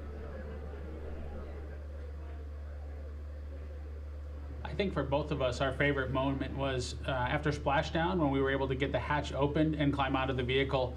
As you might imagine, as you embark on a test flight, you've got to have a lot of things go very smoothly, and you got to get them all done and get to the final test point that's out there, which was the splashdown and coming home. And so I think there's a little bit of relief, but kind of let our emotions come out, I think, at that point, after being really focused on, you know, the mission at hand all the way up to that point. And Doug, what are your thoughts? Well, I agree with Bob. You know, we invested 5 years with the teams. We went out to Hawthorne almost every week the last 2 years that before we launched. And so, you know, just a culmination of an incredible amount of work by so many people, and to be just a small part of it, and then to complete the mission successfully. Weather is still holding at 70%, but it is looking very promising. A whole bunch of work on board Space Station, including 4 spacewalks, and then complete the test flight of Crew Dragon and get it ready for this crew. It just, you know, it's indescribable to be a part of that type of an event, and you know, we're just excited to see what's going to happen hopefully here in just an hour or two. Yeah, just an hour and 16 minutes until launch. And so I want to know about a conversation that you guys had. You had some important conversations with this crew. What did you tell them? What advice did you give them? All 4 of them are in there right now, just lying there waiting for Doug launch. and I got a chance to sit down with the Crew-1 folks, just like everybody else is these days, over the across a video conference soon after we returned, and we tried to give them the benefit of the experiences that we had and some suggestions on some things that might help their mission go a little bit smoother. But I think the biggest message that we passed on to them was that there was a good ship here, and it did a great job getting us to Space Station and back, and they should have confidence in the team as they go off and execute their mission. And so there are things that can be improved after our test flight, and they took a lot of those minor things to heart. But overall, we just really passed on just a lot of confidence in the vehicle, and that, you know, that goes a long way for a team that's got a lot of things to do as they lead up to the mission that they're about to launch on today, and not a lot of time if you look at how quickly the vehicle got assessed and changes were made in preparation for this mission. It was just a short couple months ago, I think, at this point, since we came home, and we just really wanted to pass our confidence on to them as they got ready for their mission. Well, you don't really need for the pressure to match the outside. You just need for it to withstand the outside. Guys, I hope you guys know that there's been plenty of you know, underwater craft, you know, submersibles. I mean, you guys saw James Cameron go to Challenger Deep 8 years ago, right? Experience as a shuttle pilot.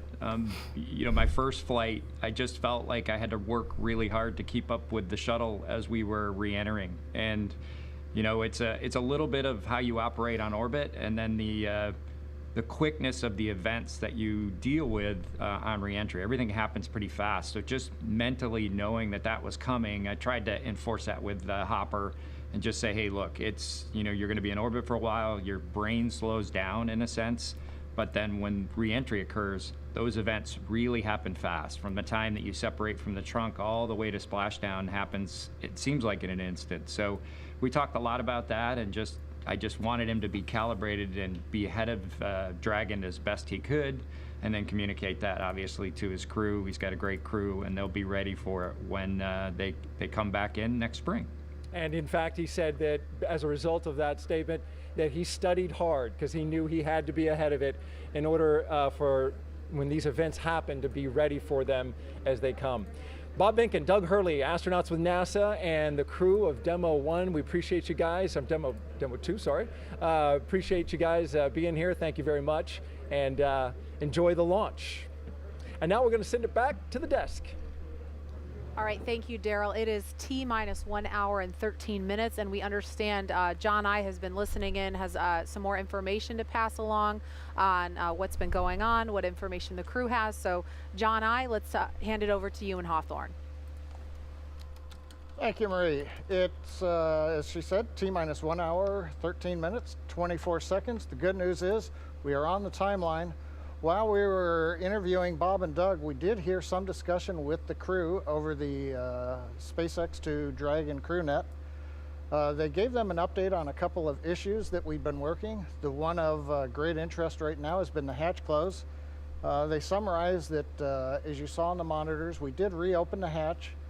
They found a small piece of FOD, and they also worked on the seal around the hatch. They also did add a little bit of lubricant. They closed the hatch and then reran the 5-minute leak check, and they got a good result. So the crew heard that, and they... Okay, I got a text update here. The crew, the closeout, the pad ninjas have now departed the White Room. So right now they're probably going down the elevator, about to hop in their cars and drive away. The crew access arm is going to retract here in a few minutes. And the countdown actually remains ahead of schedule despite that issue. So, man, this is exactly why why all this extra time, why all these hours are built into a launch instead of just a few minutes. So if something does come up, that they could work through it and still have an on-time launch. And that's exactly what's going on here. So they're actually still ahead of schedule. They weren't supposed to leave the room until, at the latest, T-minus 1 hour. So yeah, they left about 15 minutes fast, even though they had to spend an extra 15 minutes in there. And weather's still looking good. So barring any last-minute surprises, this is looking really promising. So has come together and closed out. What else has been going on? Also, guys, we're sitting at 98 likes. You think maybe we can hit 100 before we hit the T-minus 1 hour, 10 minute mark? That would be awesome. 1 hour and 11 minutes from launch, and it just keeps getting more and more exciting, we just hit it. Thank especially you. with those updates coming in. Since arriving at the spacecraft, the crew were helped by our closeout engineers to get into their seats, attach their suits to special umbilicals that provide breathing air and a communication link to Dragon systems. They conducted leak checks which were successful, and communications checks with the core here in Hawthorne, which is the person who will speak to them directly throughout the mission, as well as the launch director in Florida. This is where they are checking their comm path through both ground stations and tracking and data relay satellites that will use to talk to the crew the entire way to the station. And after those suit checks, we were looking for the leak check on the hatch. So we closed the hatch, and as John and I explained, there were some pressure changes. And so they reopened the hatch, removed what appeared to be a piece of foreign object debris or FOD, reclosed the hatch, conducted those leak checks, and everything has come out well. So the closeout team is departing the pad, and weather operators are kicking off the final check on wind speeds at the pad, and that'll be used for the final go, no-go poll for launch. Before we get to that final go, no-go, the various teams at both NASA and SpaceX will do an internal go poll, making sure conditions are right with the Falcon 9, the Dragon, the Crew, the range, and the space station before the final go is given. So let's check back in on Houston for a status on the team supporting the space station on their readiness for launch. Shaniqua? Thanks, Leah. The team here in Mission Control Houston remains go for launch. All systems on board the station that required to be healthy for mission are continuing to look good. Before the station team is go for launch, they verify that key systems on board the station are functioning as expected. This includes life support systems like oxygen generation, carbon dioxide removal, and the water recycling system that allows us to reuse about 9% of the water we send to station. We're also ensuring that the computers that allow us to command the station's major subsystems, essentially the station's nervous system, are functioning normally. We also work with our Russian counterparts to ensure both methods of controlling the station's attitude, or the direction station is pointing, are fully functional. This includes the large U.S. gyroscopes and the thrusters found in the Russian segments. Both systems play a critical role during Dragon's docking. Mission Control Houston will be closely monitoring the crew's flight and checking off milestones for most of the journey. Lead NASA Flight Director of Crew-1, Anthony Varia, will lead.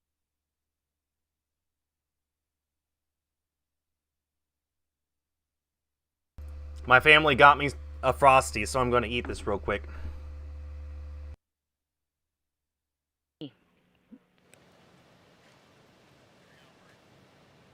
All right, thank you, Shaniqua. If you are just now joining us, you picked a great time, as we are now at T-minus 8 minutes and 22 seconds until launch.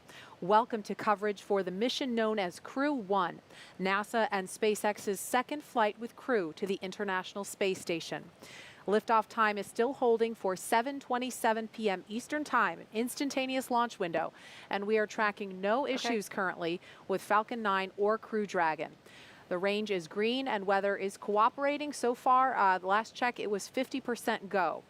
Over the last 3 hours, our crew of Victor Glover, Mike Hopkins, Shannon Walker, and Soichi Noguchi donned their SpaceX spacesuits in the historic crew quarters suit-up room. They walked out of that crew quarters building just as every astronaut to fly from this spaceport in Florida has done since Apollo 7. They were then transported to the pad, where our crew entered the SpaceX Crew Dragon spacecraft you see live on your screen atop the Falcon 9 rocket.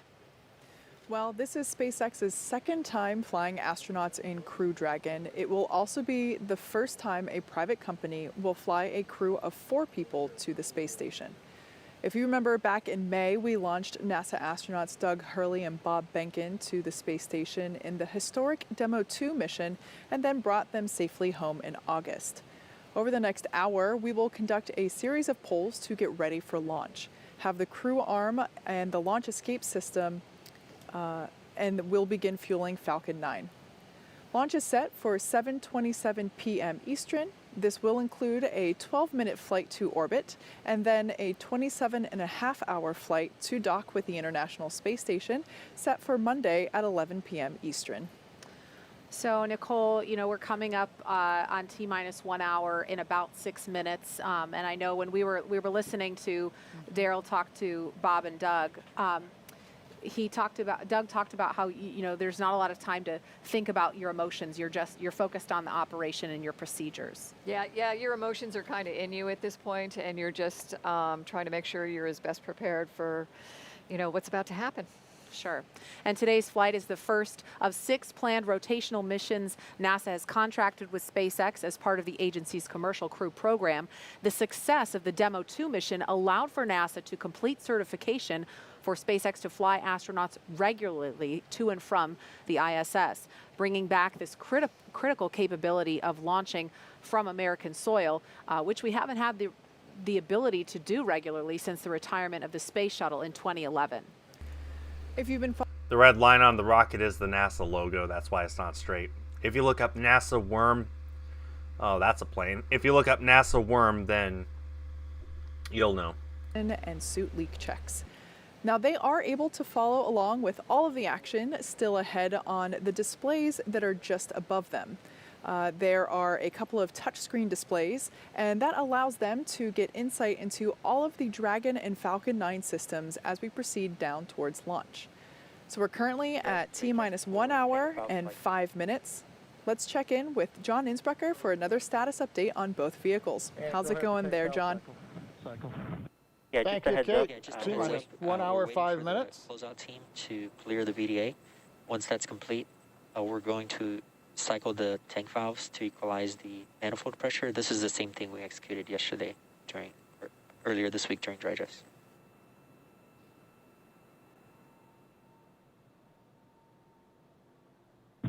Okay, we copy that, and Jay, your call's coming in a little bit soft, and we're losing you kind of at the end of them. Copy all on that call, and I'll let you know when we're ready for that tank valve cycling. Okay, just a hair over 1 hour away. As you heard during that call out, the mission director just told the crew that the pad team, the people who helped get them into the spacecraft, the pad ninjas, have been given the go-ahead to clear the pad, which means from here on out, all that is left is the rocket itself. So they're going to be spending the next hour or so actually fueling it up. It's going to be so cool to see the crew access arm swing away. I'm never going to get tired of that. All 4 of them are in there right now. That right there on top. This is the Falcon 9 rocket. As you can see, from the bottom all the way up to the white area, that's the first stage. That will land. It's going to shoot everything else up into space, then it's going to come back down and land on a drone ship out in the Atlantic right now. From the black part up to here, well, I'll explain that later. That's the second stage. This and the piece immediately under it, the black and white piece, that is the Crew Dragon spacecraft. These guys are in there right now on their backs waiting for this thing to launch in about an hour. It's just so cool. Capsule. And then we'll follow that pretty much immediately by arming of the Dragon launch escape system, That needs to be armed prior to loading propellant onto the Falcon 9. We're launching out of historic pad 39A from the Eastern Range. The range is green and go to support launch not only here, also the worldwide network of ground stations and the on-orbit tracking and data relay satellites are ready to support Dragon as it heads to orbit. And the good news, weather continues to be acceptable both at ground level and the upper altitude. Dragon SpaceX, we are cycling the orbit tank isolation valves to equalize pressure. Heard the call out from core. They're cycling the valves to equalize pressure. Now, as a reminder, we have an instantaneous launch window today at 27 minutes, 17 seconds after the hour. So once we get into propellant loading, there's no opportunity to change the T0. Once we get into propellant loading, and actually right now, we're committed. We can't slow down or add some more margin time. We've got to finish up the last 62 minutes. But the good news, Jesse, at just inside T-minus 62 minutes, we are go for launch. It's great to hear, John. Sounds like So you guys were asking about the NASA logo. It's this. The NASA worm, that's this. This is on the side of the spacecraft. So someone was asking earlier about what's that red line that's not straight. It's this. Once this goes away, you'll be able to look at it right there. That's what it is. The NASA worm logo, that's what it's called. Hello? Demo 2 was a truly exciting moment and paved the way for today's mission. And Dragon SpaceX, valve cycling is complete.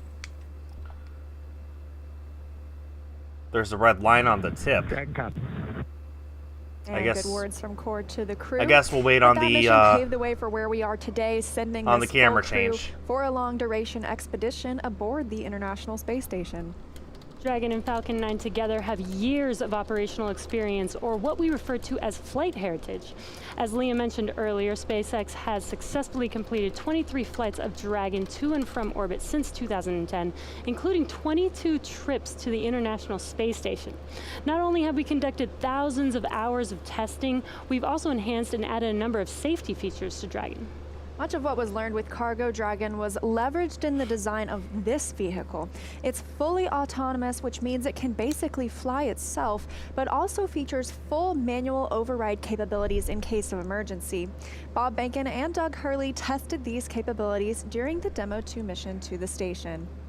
Many of the other enhancements help towards SpaceX's goal of reusability and less refurbishment time between missions. So let's take a closer look at some of these advancements. Standing at almost 27 feet tall, T-minus from 1 bottom of hour. The trunk to top of the nose cone, Crew Dragon is 1 hour composed from of now. two main Dragon elements. SpaceX, just passing T-minus 1 hour. Your go for section 6. When ready, report go for launch. Dragon copy, section 6 is in work. T-minus 1 hour, we're getting there. But the capsule that the crew is flying on today is designed to hold crew and pressurized cargo, and it also has an unpressurized section known as the trunk. The nose cone at the top of the capsule protects the docking system and also the guidance navigation control system, or what we call...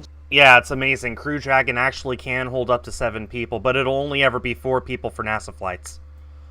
But yeah, it is actually capable of holding 7 people, which is what the space shuttle averaged. That's so crazy. I'm doing really good, Darlin. Thank you.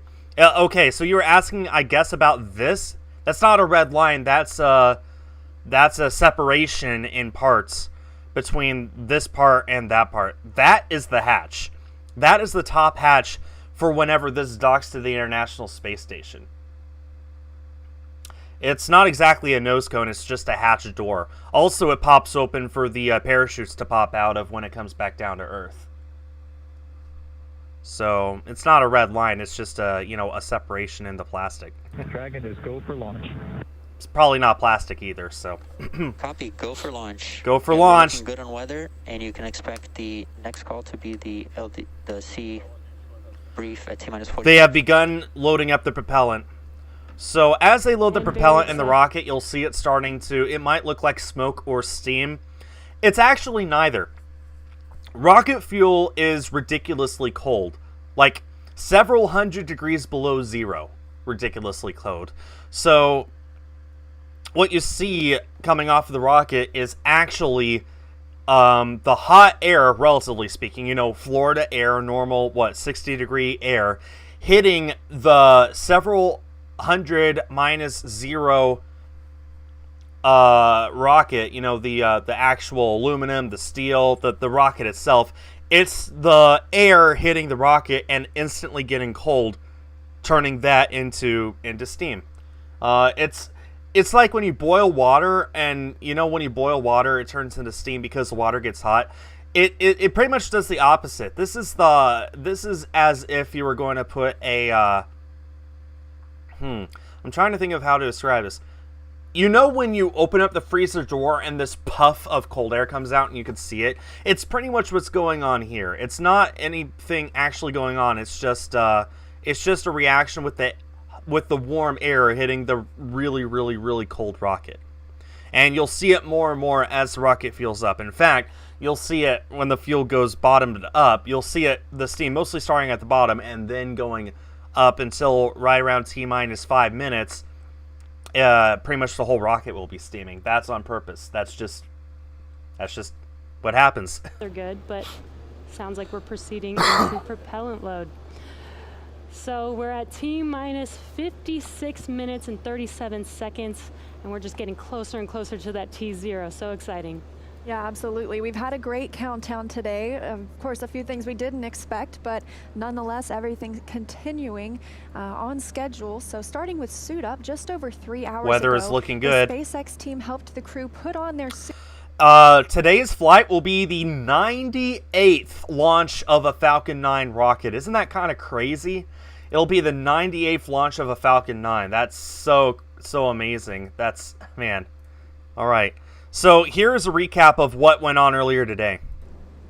And what a cool ride that I got to was. watch this before I started the Seeing stream. on your screen is them getting into their vehicles, waving goodbye.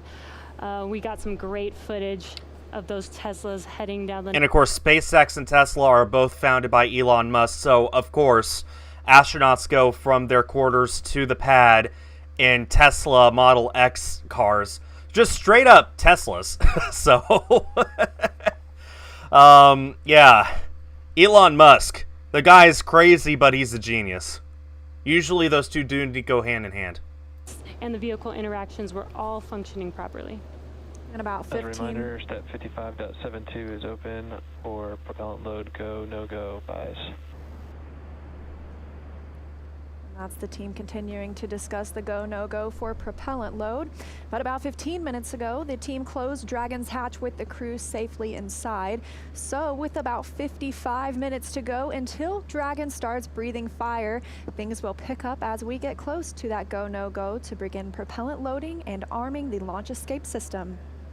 The crew will pull for readiness, which was completed just about 5 minutes ago. And the Dragon pull for prop loading. Josh, Josh, it's not like a car. It's not like you floor it in order to make it go faster. A rocket engine the fuel just goes into it and it goes off. I mean, that's not exactly how it goes, but actually the most fuel that is used is not when you first start off, although that's definitely when you have to fight gravity the most. It is when you use the most fuel, it's actually not when you first lift off. It's after you reach max Q, so about 45 seconds into launch is when you throttle the engines all the way to full, and then you just leave them on full. So when rockets use the most fuel is actually after they've already been in flight for 45 seconds. Then they throttle to full, leave them on full, and yeah, that's it. Describe those suits as an extension of the Dragon spacecraft. It's almost a mini spacecraft inside a spacecraft.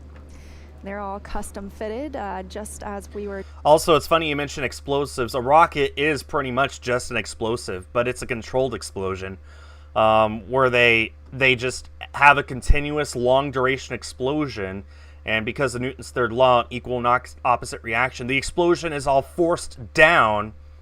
And if the explosion has a high enough thrust, then rocket go up. That's why you can have a rocket that weighs literally over 1 million pounds, but it can still go up because its thrust is still more than the rocket itself weighs. And of course, the more it goes, the more fuel it uses, which means that its weight is actually shed. So, you know, towards the end of a rocket launch, those things can have a thrust to weight ratio, starting on the ground, a thrust to weight ratio just barely greater than 1, all the way up until like 4 to even 5 on some rockets. So, yeah. From the KSC side, so Daryl. Yeah, thank you very much. Back here at the Kennedy interview desk, and we talk a lot about the astronauts, what they're doing in the preparation for good reason, but they have a lot of work to do. They're going to be doing some science, and joining me now is Dr. Lucy Lowe from the National Institutes of Health with one of the hundreds of experiments that our astronauts are going to be working on. And so one of them, the big one that you're working on and studying, is called tissue chips. So, Lucy, what exactly is a tissue chip? So yeah, great question, Daryl, and thanks very much. Great to be here this evening. So a tissue chip, this is an example of a tissue chip. It's a tiny bioengineered device that contains human cells, and it's designed so that it mimics the structure and function of human cells and organs in this tiny little device. And That's so the idea interesting. is that we can use these to understand human physiology, we can use them to model diseases, and we can even use them to test drugs and therapeutics in human systems before they go into humans, for example, in clinical trials. So really they're just models that we can use to model disease and then test therapeutics for safety and efficiency.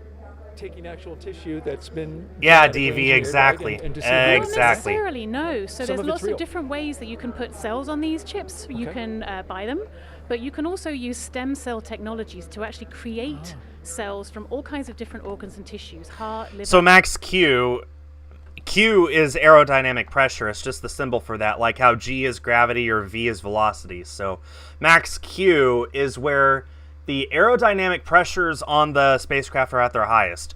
And it varies from spacecraft, it varies at altitude. So you can think about it this way. When you're on the ground, not moving at all, then you have to worry zero about, okay, let me put it this way. You know, when you're in a car, right? You know how the faster you go, the more inefficient your car is with mileage, because at a certain point, you're using more gas to fight the oncoming air than you are at going faster. So there's a sweet spot at around 55 to 60 miles an hour. If you go 75 or 80 or 85, there's this one highway in Texas that you can go 85. You can go that fast, but you use a whole freaking ton of fuel in order to go that fast because you're pushing against the air.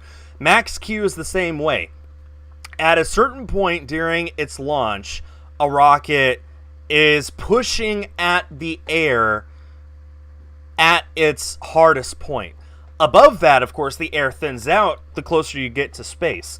So after you have passed max Q, you can throttle your engines up because the oncoming air is so thin it doesn't matter. And of course, before you reach that point, the rocket is going so slow that the oncoming air isn't a big issue. So max Q is the point where the oncoming air and the speed of the rocket create the most aerodynamic forces on the vehicle.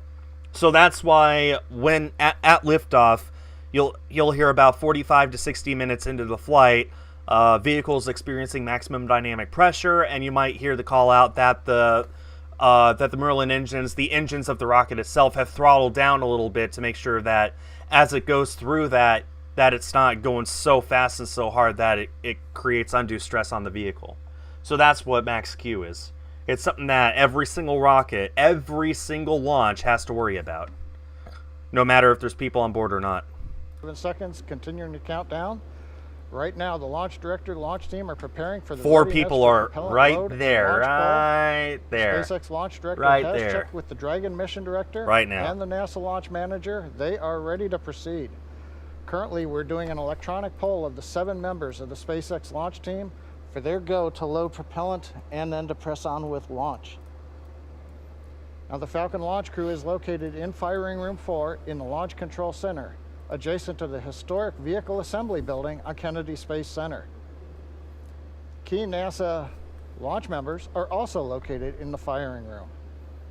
Now, what we're waiting for right now is we expected about T-minus 47 minutes to hear the results of the poll. While we're waiting to hear that, a couple other status items. The crew is currently on board, and the crew access arm is about to be retracted. You can see the access arm currently in the pre-launch position alongside the Dragon capsule. We'll rotate that out of the way. They're just twiddling their Arm the thumbs. launch Nothing to escape system on do. Dragon before we go into loading propellant on the Falcon 9. We're launching out of pad 39A. I know it's hard to see on you guys' screen. This is hard for me too because this is only 720p, but it looks like Mike Hopkins, the mission director, it looks like his iPad has the checklist brought up of what's going to happen in what order. I'm sure there are also some abort or some egress guidelines as well to go through in case worst comes to worst. But barring any surprises, we are on track. Hi, Penny.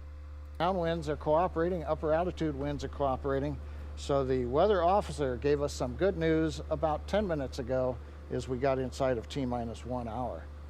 Now we're coming up on T-minus 47 minutes, and the SpaceX team is finishing up their go, no, go polls. She doesn't like me. Well, she likes me, but she doesn't like being petted. Thumbs up, so that then the SpaceX launch director or can, obeying. Check that item off, and then proceed into the remainder of the countdown, which will include propellant loading at T-minus 35 minutes. So let's listen in for a moment to the countdown net. So the actual Crew Dragon spacecraft is that which is pressurized and has a crew on board, and that which is unpressurized and mostly has stuff on board like food and experiments and stuff to deliver to the station. For arm timeline. And go ahead for the arm timeline. Yeah, we were just talking here about the tablet and how much time you'll have to put it away.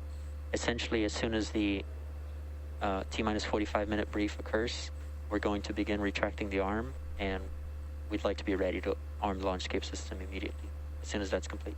Okay. And Dragon copies. You can see him go talk. ahead and take care of that now. They're going to have to start putting Copy their all, tablets away.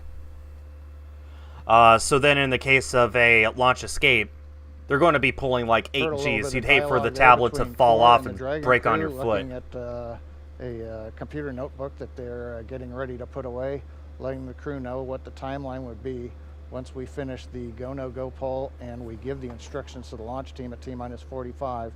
Then we'll proceed into retract of the access arm. You can see it's currently alongside of Dragon, and then we'll go into arming of the escape system, pardon me, years of previous experience.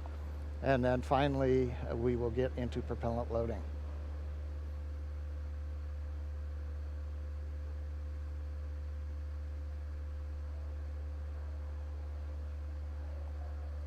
Right now they're getting just the last thumbs up.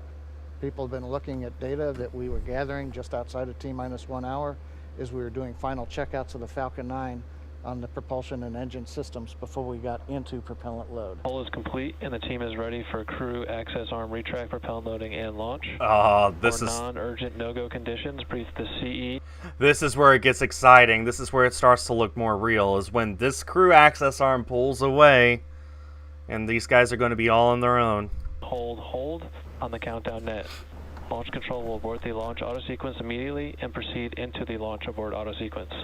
Operators advise launch director whether structural breakup or fire is imminent or occurring per Dragon manual escape flight rules. In the event of a fire alarm at firing 4 today, key operators noted below will remain at their post while the alarm is evaluated. In the event that personnel safety is threatened, evacuate to the south-facing emergency exit, which leads directly south. Launch control, you may proceed with arming the crew arm for movement. Copy, arming crew arm. Yeah, pretty much, Jacob. But it's a controlled explosion going in one direction. Just inside 44 minutes, the SpaceX launch director has announced polls are complete. We're going to head into propellant load. The Dragon team is going to begin rocket thrust is the only form of propulsion that is currently known. It just pulled back. It's the only form of propulsion that is currently known that works better in a vacuum than it does in an atmosphere. That's so exciting. Like the crew access arm has already begun to retract away. Just a beautiful sight. There it goes. So this is one of the last major visual milestones that we have before launch. So the crew access arm now this moving is where away, it gets real. And we are T-minus 43 minutes and I gotta close my 15 door. seconds from launch. I don't want. We're standing by I don't want to get too loud when my as we family wait comes here and for complains. completion of the crew access retract. Shortly thereafter, we should hear the call out that the launch escape system is armed. And after that, we will hear that F9 prop loading has begun. And now, earlier this evening, we saw NASA astronauts Victor Glover, Mike Hopkins, Shannon Walker, and JAXA astronaut Soichi Noguchi suit up. That was about 3 hours ago. They made the drive out to Launch Complex 39A. Ingressed Crew Dragon about 2 hours ago, and the spacecraft hatch was closed a second time after and then they had a successful leak check. And again, we've just seen the crew access arm retract, and what we heard a few moments ago was that once this process is complete, they are going to go ahead and arm the launch escape system immediately. So we're going to wait to hear the call out that the crew access arm retraction is complete, and then we'll explain a little bit more about this launch escape system, what it is, why it's armed at this point, and why it's so significant. All right. Did you enjoy conversations with Bob while I was gone? I didn't think I'd take that long.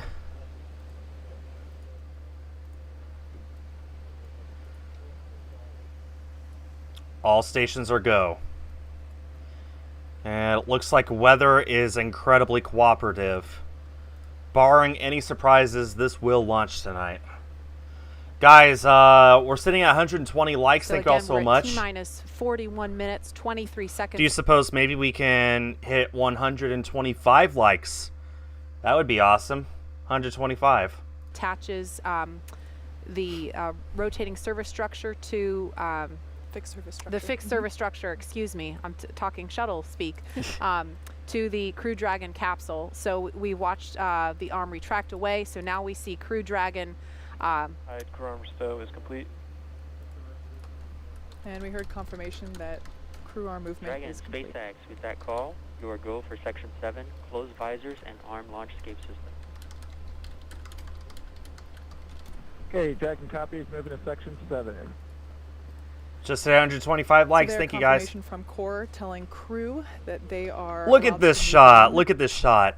This is the vehicle assembly building, and that right there is the Falcon 9 rocket. I know exactly where this was taken to. This is an office building outside. Oh, look, they're projecting Launch America onto that. That is so cool. Oh, man, I wish I could be there to see this. Maybe one day, I'll be able to go and see one of these in person. But for now, at least I could share this experience with you guys. And there we heard Commander Mike Hopkins. Thank you. Commander Mike Hopkins informed that they are now closing their visors and now commanding the launch escape system to be armed. Okay, it's armed. In case of an abort, is basically the crew's. In case of an abort, this thing is ready to light its engines and tear away from the rocket. But hopefully that will not happen tonight or any night. Success of that system having done a pad abort test. Previously, we did a launch escape system test mid-flight earlier, I believe it was January of this year. And so basically this is a system Launch that could return. Verified armed.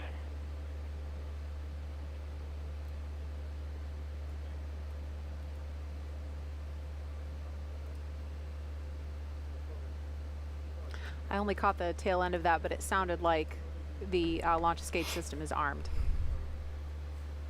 So now the launch escape system is armed. Essentially, this is the fingers crossed system that all the way from now on the pad until they are in orbit, the crew would be able to escape safely in the event of an anomaly. That's why it is so important that we check the weather all around the world, really. It's not just the weather here at the Cape that we're looking at in order to determine if we're go or no go. It is the weather along that entire escape corridor. Right. And as Kate was mentioning, again, the launch escape system is armed. That has to happen before the SpaceX teams will proceed with fueling Falcon 9. And so that propellant loading process is set to begin at T-minus 35 minutes, so just a few minutes from now. And what that looks like, Kate, you talked about the tests that were done. You did a pad abort test back in 2015. You did an in-flight abort test at the beginning of this year. And so what that looks like in action, if it were to happen. There are 4 people on there right now. A pad abort would be before liftoff, at any point. There are 4 astronauts in there right now, strapped down, ready to fly into the sky. Till the moment of liftoff, if something were to go wrong and the crew were in danger, Crew Dragon can kind of act as a rocket on top of a rocket and propel itself off of Falcon 9 using its 8 built-in Super Draco thrusters, right? And so the idea is that if that happens, Crew Dragon would splash down off the coast, and then we would have a rescue scenario. Correct. And so we've rehearsed that ahead of time. We coordinate very closely, the NASA and SpaceX teams, with the Department of Defense Detachment 3 to prepare for a scenario such as that.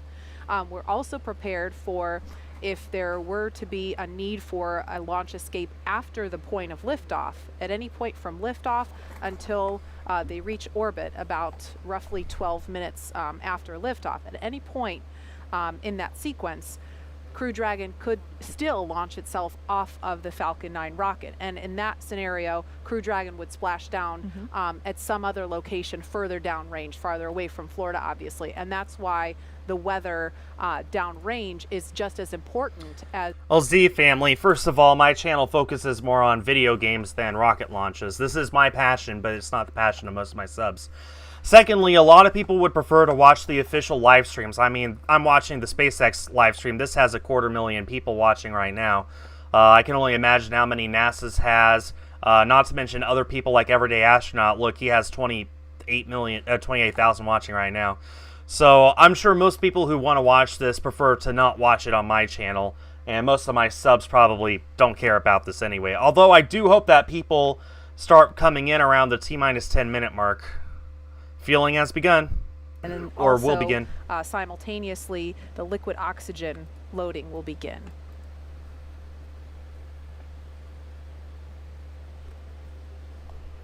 Once we begin loading that liquid oxygen, we'll see plumes of what will appear to be white smoke. It's actually the liquid oxygen vaporizing, turning from liquid form into gas form around the rocket itself in the rather humid Florida. No, Z. The way rockets work is it's actually best to fuel them up, liquid fuel anyway. It's actually better to fuel them up right before they lift off, because you're constantly topping it off, because a little bit is always evaporating, because it's at minus several hundred degrees in temperature. So when it hits the hot air, it's going to turn into steam and vaporize away. So it's always best to leave fueling them up until the very last moment. It does take, several dozen minutes to completely fuel up, but it's best to leave it until last, so then you're not having to top it off as much, so you don't waste fuel, and rocket fuel is kind of expensive. So yeah, hope I explained that well. Heard that call that propellant load has started. That means fueling of Falcon 9 has begun. Now, solid rockets are different. An everyday example of a solid rocket would be fireworks. That is a solid fuel rocket. You light it up, it goes away, and boom. And you buy those at the store, you don't fill it up yourself. Solid rockets are different because it's solid fuel. It's a solid substance that burns. Liquid fuel is a liquid substance that burns, and liquid vaporizes in the air. Solid fuel doesn't. There's some rocket solid fuels that are so fine and so okay to work with that you could cook it in a microwave and it would be perfectly good. I wouldn't recommend eating it or doing that at all, but the point is they're two completely different technologies. Monomethylhydrazine, or MMH, and nitrogen it's better to use liquid fuels for space rockets than solid fuels, though. First of all, there was a little bird. First of all, liquid fuel engines, rockets have a much better efficiency. That means if you have 100 pounds of liquid fuel, it can send you somewhere like 3 times farther than 100 pounds of solid fuel, just because it's better at burning the fuel more efficiently. Secondly, liquid fuel you can throttle and you could shut down and you could restart. Solid fuel, it has one speed setting and it can't be shut off, which is why we had the Challenger disaster with the shuttle. Its solid rocket boosters couldn't be shut off. Liquid fuel engines can be shut off, so it's good in case of an abort. It's good for when you have to go into space and adjust your orbit. It's good for if you're going interplanetary. Liquid rockets are just way better for 90% of space applications. Solid rockets are used mostly just as a little bit of an extra boost just to get up into the air in the first place. So that by the time those run out and can be dropped away, the rocket weighs little enough and it's going fast enough that it can continue going under its own weight, under its own power. But yeah, 90% of rockets, it's better to use liquid fuel. Liquids. One liquid is the fuel, the other is an oxidizer. And that fuel is a refined form of kerosene, also referred to as RP1. Now our oxidizer is densified liquid oxygen, also called LOX. Densified means it is kept much colder than typical for launch vehicles, and it takes up less volume. This allows for more oxidizer to be loaded into the first and second stages. Now to ignite the fuel and oxidizer in the Merlin rocket engine, we use an ignition fluid called T-Tab. When T-Tab comes in contact with oxygen, it ignites, and it gives off a green colored flame. Once we've got the flame going, we can then add the kerosene fuel into the chamber, and the engine goes to main power. You might see the green flash just as the second stage engine ignites, following stage separation 2 minutes 48 seconds into tonight's flight. Now currently we're early in the propellant loading. The first stage fuel tank is about 10% full, and that first stage is the bottom 2/3 of the vehicle. You can see on your screen, you've got the black carbon fiber landing legs, then the white propellant tanks of the first stage, topped off by that black cylinder, the inner stage. Now, liquid oxygen loading is also underway on the first stage. Z family, I love Kerbal Space Program. It's already beginning to steam. You see this? You see this? That's the fuel. They're dropping it in, and it's slowly going up. It's right about there right now. But yeah, I love Kerbal Space Program. I play it all the time on my own. I'm definitely open to playing it here on my channel. I have played it on my channel a bit in the past. I would be interested in doing it even more if there's interest. But I play it all the time on my own. It's a great game if you love space travel. And even if you don't, it's a great game to pick up and learn how space travel works. You learn a lot by doing, and it's a sandbox game. It comes with built-in cheats. You can have infinite number of quick saves and reloads. Like, it is just the absolute best way to learn how space travel works. Right now, as part of their training in the simulator, we also can give them the playback of sounds that we've recorded in Dragon Capsule during recent flights. Plus, they also had a discussion with Bob and Doug after their flight, who related what their flight experience was like earlier this year. Now out on the Eastern Range, we continue to hear they're green, ready to go. There are no problems, and they are go for launch. And finally, the weather, as I mentioned a little while ago, it's actually improved during the day. We're down to 20% probability of violation. We're up to 80%. That's great. Just in case in these last half hour, if a rain shower might spring up within a mile or two of the launch pad. But currently, the rain looks like it's holding off. The upper altitude winds are good, and the ground winds are very light. Now, as a reminder, today we have This is a good visual indication of how filled up the rocket is right now.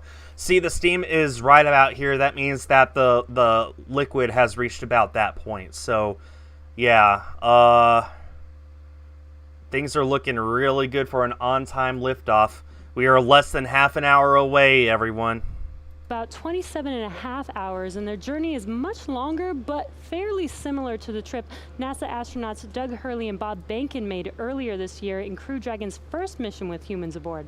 As we await T0 in just about 29 minutes, the ground operations teams are doing a series of system checks to make sure both Dragon and Falcon 9 are ready for launch. You're looking at a live view of our teams at the Cape as they prepare for liftoff. Now, as we wait for the launch clock to hit 0, we wanted to give you an overview of what the ascent portion of the mission will look like. Once we hit T0 and a successful launch occurs, we will watch Falcon 9 and Dragon lift off from historic launch pad 39A and make their ascent. At about 50 seconds into flight, Falcon's 9 engines will throttle down to help pass through the period of maximum dynamic pressure on the rocket, or what we typically refer to as max Q. It's worth noting that once we hit max Q, the vehicle will be going supersonic. Once we are through the period of maximum dynamic pressure, we can throttle up our Merlin engines again. Oh, thank you so much, Sick XX. I really appreciate that. Yeah, that was a long time ago. I have very fond memories. I'm glad that I'm still here, and I'm glad that you decided to hop in and say hi. I really appreciate that. How much longer? Well, actually, the countdown went away. We're a little under T-minus half an hour. It's like 28 minutes or something like that now. For most of the stream, there will be a countdown around here on the top corner showing how much time is left. I've seen a lot of people come in asking how much time is left. So, just, you know, just be on the lookout for it. It's not there right now, but, yeah, they're showing you what you can expect as the rocket goes. Yeah, first stage is going to land. In order to make its That's way amazing. back to Earth. The first is the entry burn, where 3 of the M1D engines will reignite and then shut down. This helps to slow the stage down in preparation for entry back into the Earth's atmosphere. While the first stage is heading back to Earth, the second stage will cut off its one Merlin engine that was ignited right after stage separation. Once this happens, we will wait for confirmation of a good orbital insertion. And about 90 seconds after Dragon gets into orbit, Falcon 9 will land back on Earth. The landing burn, which is a single engine burn, will bring the vehicle's speed down rapidly in order to land on the drone ship about 9.5 minutes into the mission. While Falcon 9 first... Weather is sitting at 80%. Oh, Tyler, that is awesome. I envy your dad. I actually have friends who work at NASA, like all over NASA. It's amazing to talk with them. This is my #1 passion. So, hey, your dad... I envy him. I think that he has the greatest job in the world. This is space travel. This is rocket science. So just because weather's looking great and they were able to clear the bug from the seal, there's still 25 minutes left that need to go flawlessly in order for this thing to launch. So it could abort. It could abort. It could abort in the last possible second. It could abort after it's launched and halfway into space. Really hope not, but it could. So just remember, nothing is certain until they're in orbit on their way to the station. So, you know, just keep that in mind. At any time, this live stream could come to a sudden end just because of something that went wrong with the rocket. So we'll see. We will see. Well, NASA's headquarters are in Washington, NJ27. NASA has several different facilities spread out across different states. This launch is taking place in Florida at Kennedy Space Center. Johnson Space Center in Houston, that's where Mission Control is. That's where the astronauts live. That's where I live. You also have Langley, Glenn, Stennis in Mississippi. I'm going there next month. There's a lot of different NASA centers. Their headquarters are in Washington, though, so you weren't wrong. How do you pronounce Houston? It's Houston. The city is Houston, but there are people with the name Houston. In fact, I have some distant relatives, including Sam Houston. I accidentally muted that again. I have distant relatives who pronounce their names Houston. Yamakawa. Dr. Yamakawa, konnichiwa. Konnichiwa. Could you tell us about the partnership between JAXA and NASA? Oh, thank you very much for your question. The US and Japan have built a close relationship in the aerospace field for more than 50 years. And NASA and JAXA have been collaborating in many fields, including earth science, space exploration, human space activities, and aeronautics. So in case you're just joining, or in case you didn't miss it the last time I mentioned it, I hope that that's just, okay. I do have the Crew-1 patch, the mission patch for this mission, and I have prepared this photo frame. This photo frame at the top says currently in space, and my hope is later tonight, about half an hour, 45 minutes from now, to put this mission patch inside of this picture frame and proudly display it in my room for as long as Dragon is in space. So it'll be like that when it's in there. Then I'm just gonna put it up, probably up here above my computer, so that every time I look at it, I am reminded that this is a current space mission from America. So yeah, it'll be up there all the way until this mission splashes down in 6 or 7 months. I'm seeing conflicting reports between whether it's meant to stay on the station for 180 days or 210. So 6 months, 7 months. We'll see. We'll see what happens. Okay. So yeah, I'm really looking forward to being able to do that. Hopefully tonight. Things are looking really good for it to be tonight. Recently, Japan, along with 7 other countries, including the United States, recently signed the Artemis Accords. Can you tell us a little bit more about the Artemis Accords? Pay attention to this. This is history. For future space exploration. This talk right here. Well, last month in October, the Japanese government signed the Artemis Accords, representing the strong partnership as one of the first countries to join in the future international space exploration. Well, I think Japan has expertise in human and robotic space technologies accumulated through our experiences, TV and Hayabusa 2. And we continue to move forward with technical considerations with NASA and other international partners. In addition to the field of human spaceflight, we will continue and deepen our cooperation with NASA and our international partners in order to explore the new era of space and contribution to our society on Earth. Thank you very much. Well, thank you very much, and arigatou gozaimashita. Thank you for your time this morning, and I'll pass it back to you, Tahira. Thank you. All right, so we just took a look at numbers across all of our social channels, and there are over 500,000 people tuning into this broadcast right now. That's great. And the hashtag LaunchAmerica is trending at number 20 on Twitter. Not bad. I'm willing to bet that we'll have over 1 million people watch when it actually goes up. We're currently sitting about 20 minutes away now. 21 or so. Explorer asking if there's room for one more on the mission. Aww. I love it. Miss Brent, get me a violin. We've seen so many cute space pups today, and this corgi and its little NASA onesie is just the icing on the cake. Yes. I can't get enough space dogs, so. Okay, let's go next. How incredible is this little patriotic astronaut holding the flag? Now, y'all, this one definitely made me pretty emotional in the first time I saw. Yeah. Okay, last one. Check out how awesome Kiana looks in her blue flight suit, and, I mean, wishing her hero, Victor Glover, well on his Launch America mission. So, you've seen it there, and for those of you at home, thank you for sharing a piece of what this mission means to you with us. And in these final moments, let's check in with Shaniqua at Mission Control in Houston. Shaniqua, what's the latest?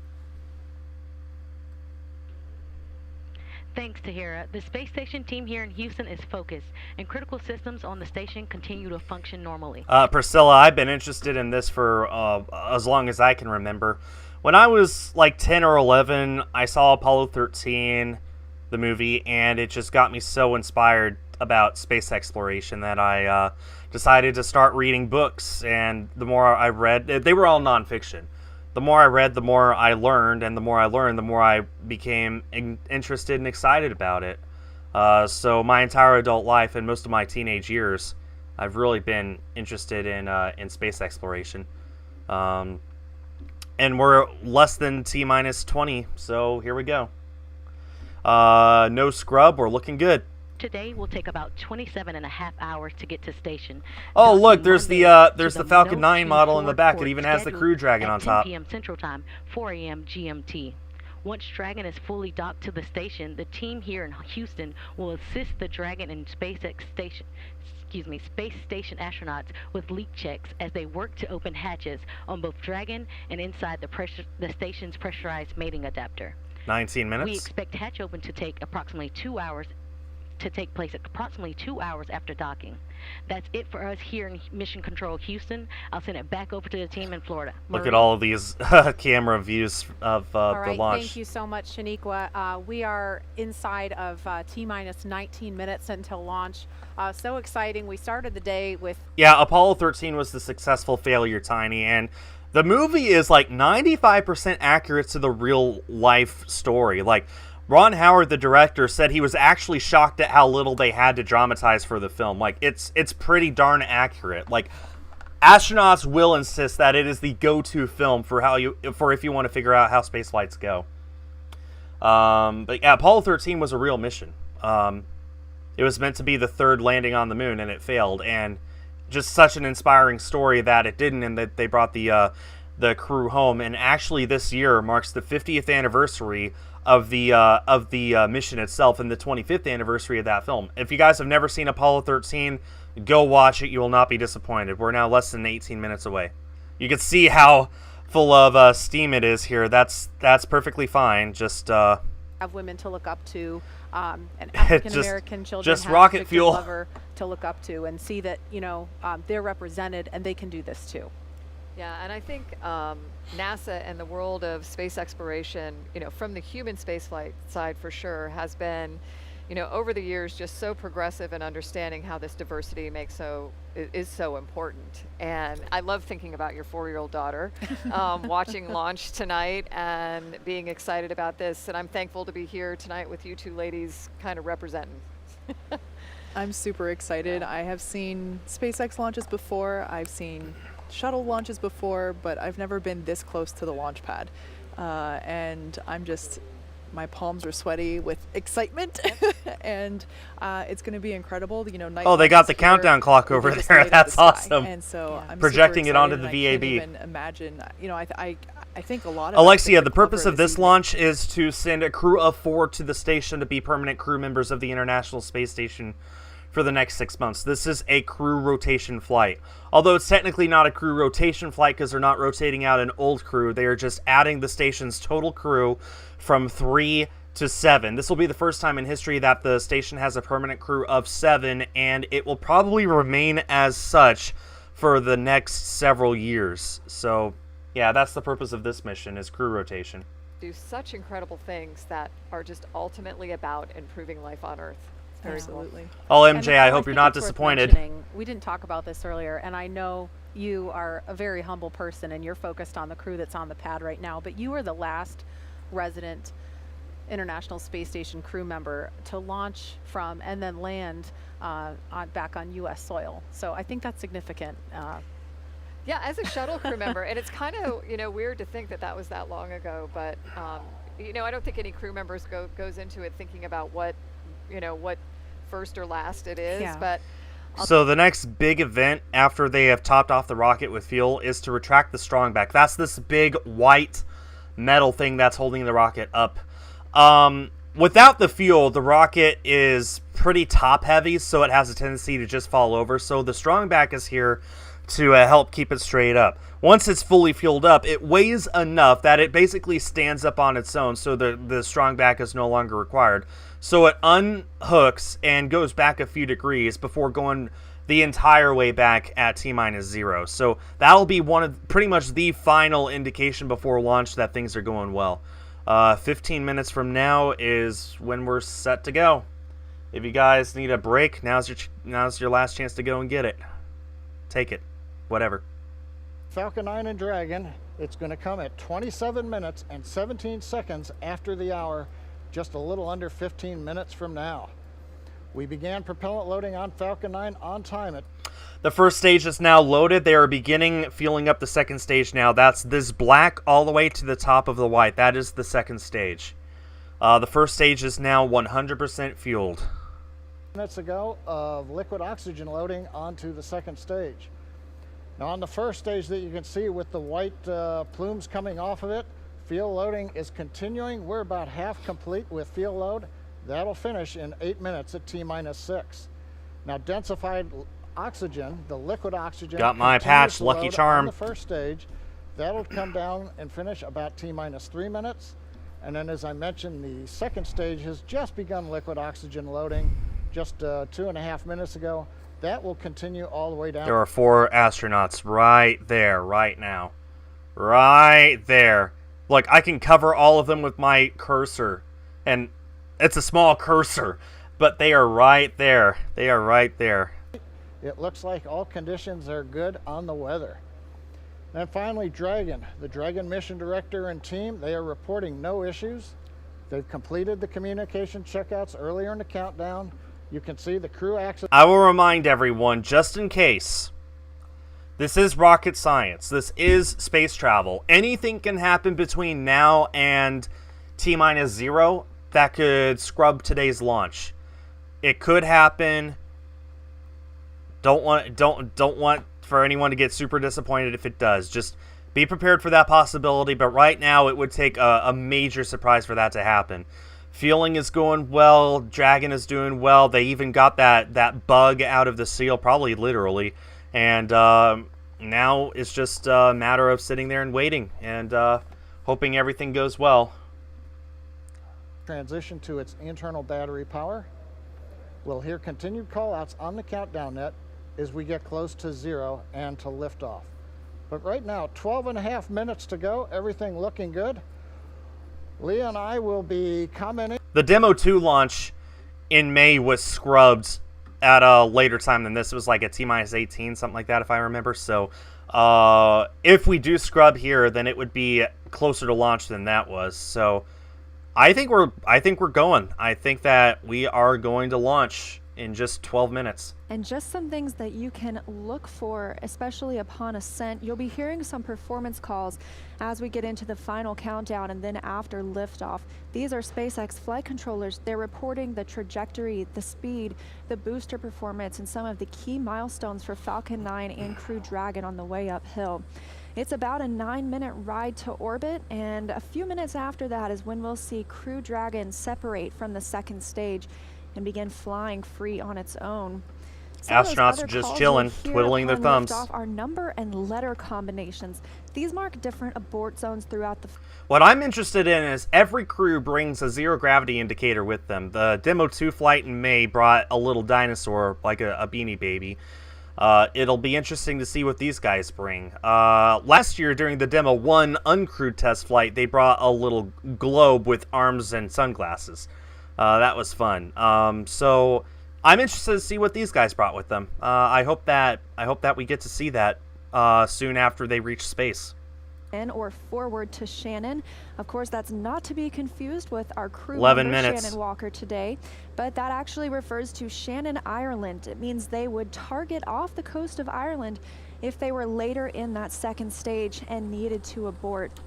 But that next call out we're listening for to the crew should come up at T-minus 10 minutes that the crew displays. Those 3 panels in front of our astronauts will be configured for launch. Now just 10 minutes and 35 seconds to go until liftoff.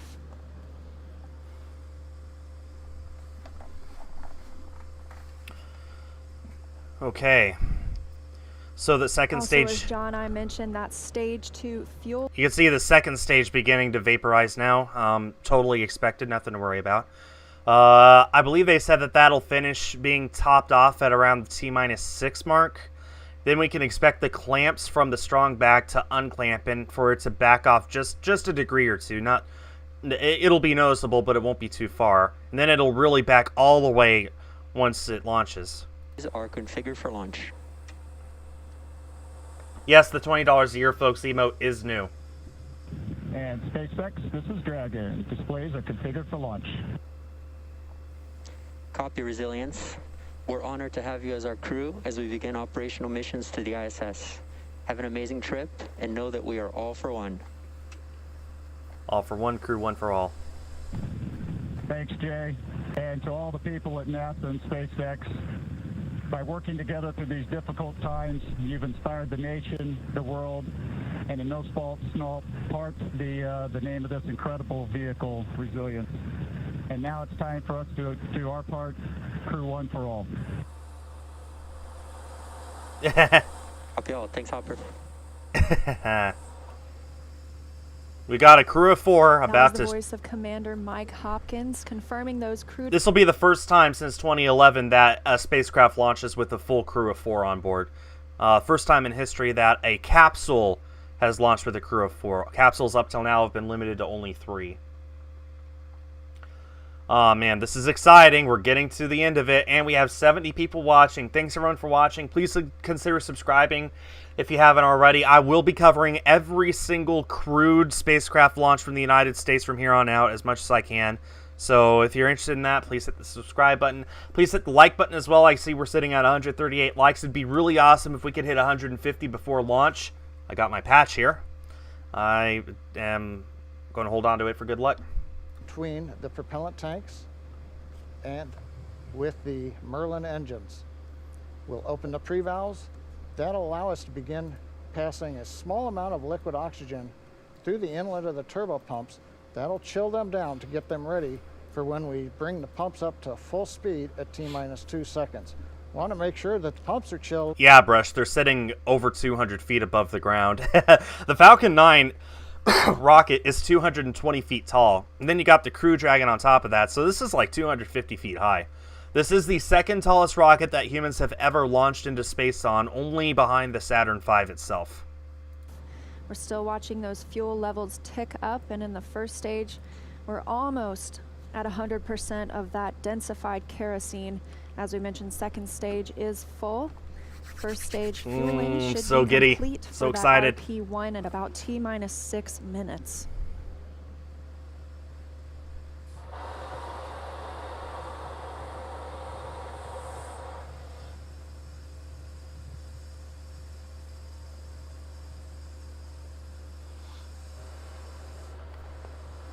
Standing by for pre-valve opening.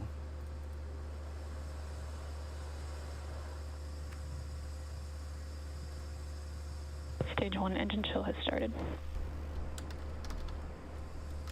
And there's the call out. Stage 1 engine chill has started. Indicates that we are opening the pre-valves. Liquid oxygen now beginning to flow slowly through the turbo pumps on the Merlin 1D first stage engines. Next call out should be in about 30 seconds from now. We'll be looking for stage 1 RP load complete. That's the densified. I'm probably not going to meet the stream too much more from now on, so I'm probably not going to comment much more, just so we could all pay attention to what's going on. We are super close to launch. 2 minutes prior to liftoff on the second stage. Also, thanks for sitting through that ad. That's pretty much my last opportunity to play one. That fuel call. Stage 1 fuel load is complete. Good. Okay, right on time, and a great view of Dragon. That looks Sitting on top beautiful. of the Falcon 9 as we're continuing to load liquid oxygen onto both the first and second. Look at that. It's like it's flying out of smoke. That's just so beautiful. That's amazing. Stage 2, all continues to go well. Just under 6 minutes. Just the space station, Brush Playo. This is a crew rotation. They're going to increase the crew of the station from 3 to 7. In about 30 seconds, we'll enter terminal count, and Dragon's onboard computers will take control of the vehicle. Don't worry, guys. I control the ads. I guarantee there will not be a single ad while this thing is in flight. Continues with the second stage at about 80%. First stage at 95%. Something else you might notice is water rushing the pad shortly before liftoff. That's to suppress the sound and keep any sound from imparting a load on Crew Dragon as it prepares to lift off. Dragon is in configure for terminal count. Dragon is on internal power. Dragon's on internal power. Falcon 9 propellant tanks are pressurizing for strongback retract. Good. Okay, everything's going Good perfect. confirmation that Dragon is on internal power. And now we'll be looking for a major milestone before we launch today. That'll be the strongback retract. John, 80 people watching, 140 likes. Thank you, everyone. If we get a close-up of the Dragon at second stage. Oh, look at that! We've heard the call out. Strongback It looks so retracting. beautiful. That's a two-step sequence. First, there are clamp arms around the very top of the second stage. You can see one of them just above the gaseous oxygen vapors coming out of the second stage. Those arms will open up. And then just inside of T-minus 4 minutes, once the arms are released, we'll begin to retract the strongback alongside the vehicle. It'll move back 2 degrees in position. 4 minutes. And by about T-minus 3.5 minutes, we ought to be finished with that. Oh, you can see will retract they're moving. The claws are 45 moving. degrees It's about away to from move the backwards. rocket. It just Once unclamps we the hit rocket. Now it's going to T0, go back part just of a the few liftoff degrees. sequence. Kay, you made it just in time. All right, the vehicle is starting to come alive. At T-minus 3 minutes, we will Right look. now, we're waiting for the retract. There it goes. It's moving. And there you Perfect. can see the strongback is beginning to move away from the vehicle. That's the last big thing. The next big thing, the rockets turn on. The engines turn on. This is so cool. Looks like we are just about into the required pre-launch position just a couple of degrees away from the Falcon 9 and the Dragon capsule. But right now, T-minus 3 minutes, 8 seconds, everything continues. Barring any literal last-second surprises, we're going into space in 3 minutes. Guys, do you think maybe we can hit 150 likes before launch? We're only 6 likes away.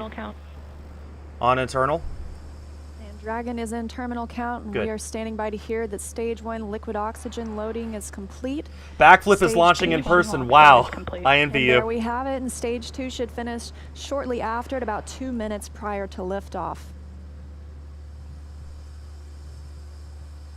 So now, the last major event is finished liquid oxygen loading on Stage 2. Well, I hope you enjoy it, Tiny. It wraps up at about T-minus 2 minutes. Then at about T-minus a minute and a half, we have to drain back and vent down the liquid line that goes up the strong back alongside the Falcon 9. If you see a large white cloud about midway down around the rocket, that's normal. That's again just the gaseous oxygen hitting the warm, moist Florida air. T-minus 2 minutes.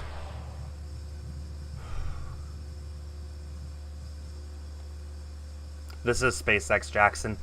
This is SpaceX's Crew Dragon aboard SpaceX's Falcon 9. Stage 2 lock float is complete. Oh, look at that view of the crew. Oh, man. So excited. Auto idle. We hit 150 likes. Thank you, guys. And we're almost at 100 people watching. Stage 2 liquid oxygen load is complete. That means we have full fuel on the first and second stages, that densified kerosene, and we're full of the oxidizer. 130. Liquid oxygen on the first and second stage. I'm not letting go of this. Now just a minute and 20 seconds until liftoff today. And as you can hear those sounds, like Soichi Noguchi said, the vehicle is alive. Coming up in 10 seconds, we'll look to hear that we're less than 100 seconds away. Countdown, and Falcon 9 is in startup. All right. T-minus 1 minute. Dragon to countdown. FTS is armed. Falcon 9 is in startup and is now controlling. All right. Falcon 9's on internal. Controlling countdown. 50 seconds now until liftoff. Please, Falcon 9, find no problems. Please don't give us a last-minute scrub. Go for launch. SpaceX, this is Resilient. Roger, go. I have a friend in Florida who's in Disney World right now, ready to watch it. International Space Station flying over Kennedy Space Center. Here we go. Here we go. Crew Dragon poised to go catch it. Go Dragon, go Resilience, launch America. 20 seconds. 20 seconds till hype in the chat, channel members. T-minus 15 seconds. Falcon 9 is configured for flight. 10, 9, 8, 7, 6, 5. Water suppression. 3, 2, 1, 0. Engines turned on. It's going. Lift off! Woo! And resilience rises. Not even gravity contains humanity when we explore. First try! For all.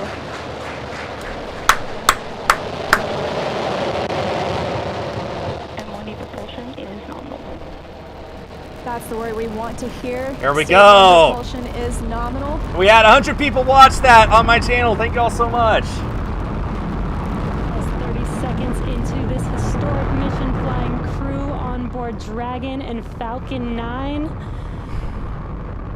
Stage 1 is preparing to throttle down. Everything's nominal. This is in preparation for max Q, which is maximum aerodynamic pressure. Stage 1, throttle down. There's that call out for throttle There's max down. Q. Power and telemetry continue to be nominal for the vehicle, now traveling at 262 meters per second. T plus 1 minute. Falcon 9 is supersonic. Supersonic, and about to hit max Q. Falcon 9 is supersonic, and we will be passing through max Q here shortly, the largest structural load during ascent. Max Q. There we go. There's that call out. That Falcon has passed through max Q. One Bravo. And we've just entered Stage 1 Bravo abort mode. That's going to take them through the end of the first stage burning just before second stage activates off the coast of North Carolina. We're going to start seeing some external cameras on the rocket here soon. Those will be nice. And maybe internal views of the Crew Dragon as well. Ashlyn, Thanks for your $2 donation, Rocket. Go yeet! Just 1 minute and 40 seconds into flight. Dragon and Falcon 9 traveling 709 meters per second. That call that MVAC chill is underway. The Merlin vacuum There's engine. the external rocket cam. T plus 2 minutes. Out of MVAC chill-in, similar to what we saw in the first stage Merlin engines, the second stage engine being prepared for its ignition coming up in just over 30 seconds from now. We're a half a minute away from 3 quick events. As a reminder, this first stage will land on a drone ship in the ocean. 9 Merlin engines will throttle down and then shut down. We're going to get stage separation. Stage 1 throttle down. And then ignition of the second stage engine. Good. We've begun the throttle down in preparation Everything is normal. for stage separation. Okay, this is looking up into the second stage. That's the second stage engine. This engine bell here. Okay, view from the ground. And we have 2 Alpha. Stage separation confirmed. There we go. Big important step there. There's the second stage turning on. Separation has confirmed. There goes that MVAC engine. They're in space, 100 kilometers. They're in space. Welcome to space, Victor Glover on his very first space flight. Space Station. They're on their way. Nothing can stop them now. And this first stage is going to land on a drone ship in the ocean. On the right side of your screen, you see stage 2 continuing to burn. Over on the left-hand side is stage 1 preparing for its return to Earth. Currently on the left side, you can't make out much. It's a couple hours after sunset in Florida, but the grid fins have deployed on the first stage. The first stage is now unpowered, but with the velocity it had, it continues to coast up to an altitude. It is now time to put my crew patch into my picture frame, my Crew-1 patch. Maybe we'll see the lights of Florida or the eastern seaboard in the background, but otherwise there's not going to be much to see. Whoops. On Sorry, the right-hand guys. side. Dragon, SpaceX, trajectory nominal. Good. You can hear the call out. Trajectory is nominal. Nominal trajectory. And we've heard the call out Bermuda. That means Bermuda ground station has the signals from the second stage of the Dragon and Falcon 9. Good. We're still continuing as stage 2 burns to listen for those abort zones. We are now in 2A through 2E to Echo, taking us up over the northern Atlantic.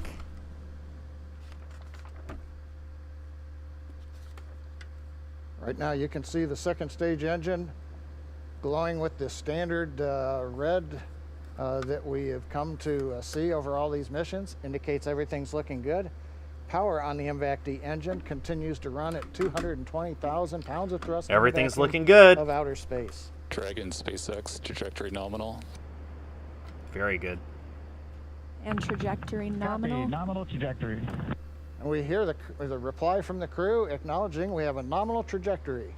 Dragon made it to the Falcon 9 second stage, heading into the low Earth orbit, where Dragon will separate and begin its trip the rest of the way to the space station. Since Dragon is now in space, I have added the Crew-1 patch. Seco, second stage engine cutoff coming up at 8 minutes and 48 seconds after launch. I have added the Crew-1 patch to my currently in space picture frame. It is now time to display it above my computer, which I will do after the stream's over. 979 meters per second. Look at how fast they're going, wow. Now, currently the first stage has begun its descent. It is through apogee. Okay, first stage has started going back down. Where it, coming up in another couple of minutes, we will have the entry burn, where we begin to slow down the first stage. SpaceX, trajectory nominal. Oh, this is good. Copy, nominal trajectory. Surprised they didn't go to an internal camera yet. Another nominal trajectory, just what we love to hear. Whew. That voice you're hearing on board Dragon, that's Commander Mike Hopkins. It's not often that a crewed flight takes off first try from a rocket launch. Usually, oh, okay, they reached their apogee. Now they're just flattening their trajectory. Got it. Usually, it's not often they do it first try. Usually you have to delay because of weather or something, but nope, first try. We're now beginning to essentially level out and pick up velocity to get us into low Earth orbit. They still got like another, what, 3,000 kilometers an hour to go? Something like that? We're a little under 1 minute from the ignition for the entry burn on first stage. Probably more than And that, we're actually. about 2 minutes away. Dragon, SpaceX, trajectory nominal. Copy, nominal trajectory. Great news. Now 7 minutes after launch, second stage engine continues to burn. Everything looking good. And we'll see that continue Crew-1 to burn patch. for another It's right here. 1 minute and about 38 seconds. Currently in space. Right now on stage 2, the crew's getting about a little more than 2.5 G's of acceleration. So if you weighed 200 pounds, now you're weighing 500. For the entry Stage 2 burn. FTS has saved. G forces. And we've got ignition of the entry burn, center engine, followed by the other 2 restart engines. First stage now getting ready Guys, to ignore the re-enter troll. the Earth's atmosphere. This is about a 29-second burn, and it's designed to slow the vehicle way down. We're going to shed about 70% of the velocity. What's of going that on right drop in now? first stage On the right is by the time second this stage landing sending the crew burn into space. completes. On the left is the first stage about to land on a drone ship in the I ocean. should say by the time the entry burn completes, which is now There's a lot of over. stuff going on right First now. stage on target for the drone ship. They'll rendezvous with the ISS tomorrow night. Meanwhile, we're watching It's like a second 28-hour getting trip. close to getting into orbit. Something like that. That's right. We've got about 30 Stage seconds 2 more. internal guidance. Now just about 20 seconds more of stage 2 continuing to burn. There's until going to we be a see lot of second stuff stage happening all engine at cut once off here, our so pay seco. attention. We'll coast for a few minutes. Stage 2 is going to shut down about the same time that stage 1 is going to land. So there's just, I won't have much time to commentate. Just pay attention. An abort zone, but it looks like we continue smoothly to orbit today. This is great. There's a rookie on board. Can you imagine like this being your first time going into space? Second stage shutdown. They're in orbit. And we've got shutdown of the second stage engine on time. T plus 9 minutes. Perfect. Dragon, SpaceX, nominal orb insertion. Launch escape system is disarmed. And SpaceX copies. And Leah, the words we like to hear. Oh, nominal drone ship. orbit First stage is about to insertion. land. That's right, John. Nominal orbit insertion, as we mentioned, stage 2. Oh, looks like Here some comes action on first stage stage. And that looks good. Yeah! That's a landing. That's a good landing. First stage has landed. We've had a touchdown on the drone. Woo! We've got stage 1 has touchdown on the drone ship. That never gets in the old. Atlantic Ocean. Never gets But old. Now the more important news: second stage is in orbit, right where we want, right on time, and we're getting ready for a next major activity. 100%. Which will be Dragon spacecraft separation. A 100% perfect launch. Wow. Now, currently 100%. on the second stage, we are essentially venting pressure, purging the engine out, making sure everything is quiet in preparation. They're in space. Take They're a in look. zero That's gravity. Inside Crew Dragon right now. Our Crew-1 This guy, crew it's his now very first time in coasting space. I wonder in how he low feels right Earth now. Orbit, still attached to that second stage. In just a couple of minutes, we should see that second stage separate, and Crew Dragon will be flying free. Just a few seconds. Leah, the mission timer shows 90 seconds to Dragon separation. Okay. Currently, Dragon is flying at 27,000 kilometers an hour.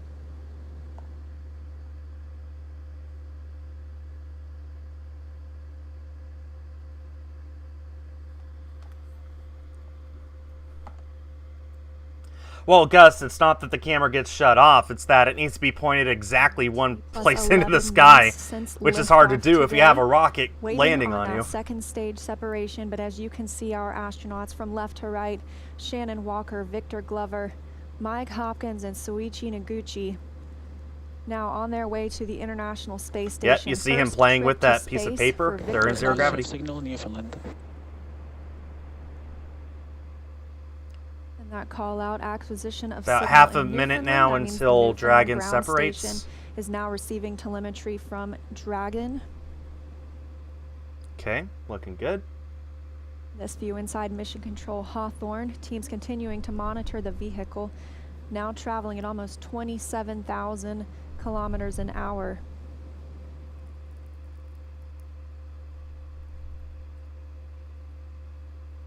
Ten seconds to Dragon separation. Okay, and I'm sure we'll see camera views of that as well.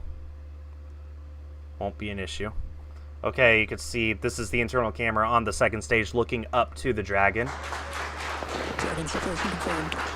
There it goes. And separation confirmed. Dragon flies. Second stage departing. Crew Dragon leaving it behind. Separation confirmed. So this is the second stage. This is the only part of the vehicle that's not reusable. It'll just burn up in the atmosphere. Seconds into today's flight, our next thing we'll be looking for is nose cone deploy. Our hooks will start to open on the nose cone and reveal those forward thrusters underneath.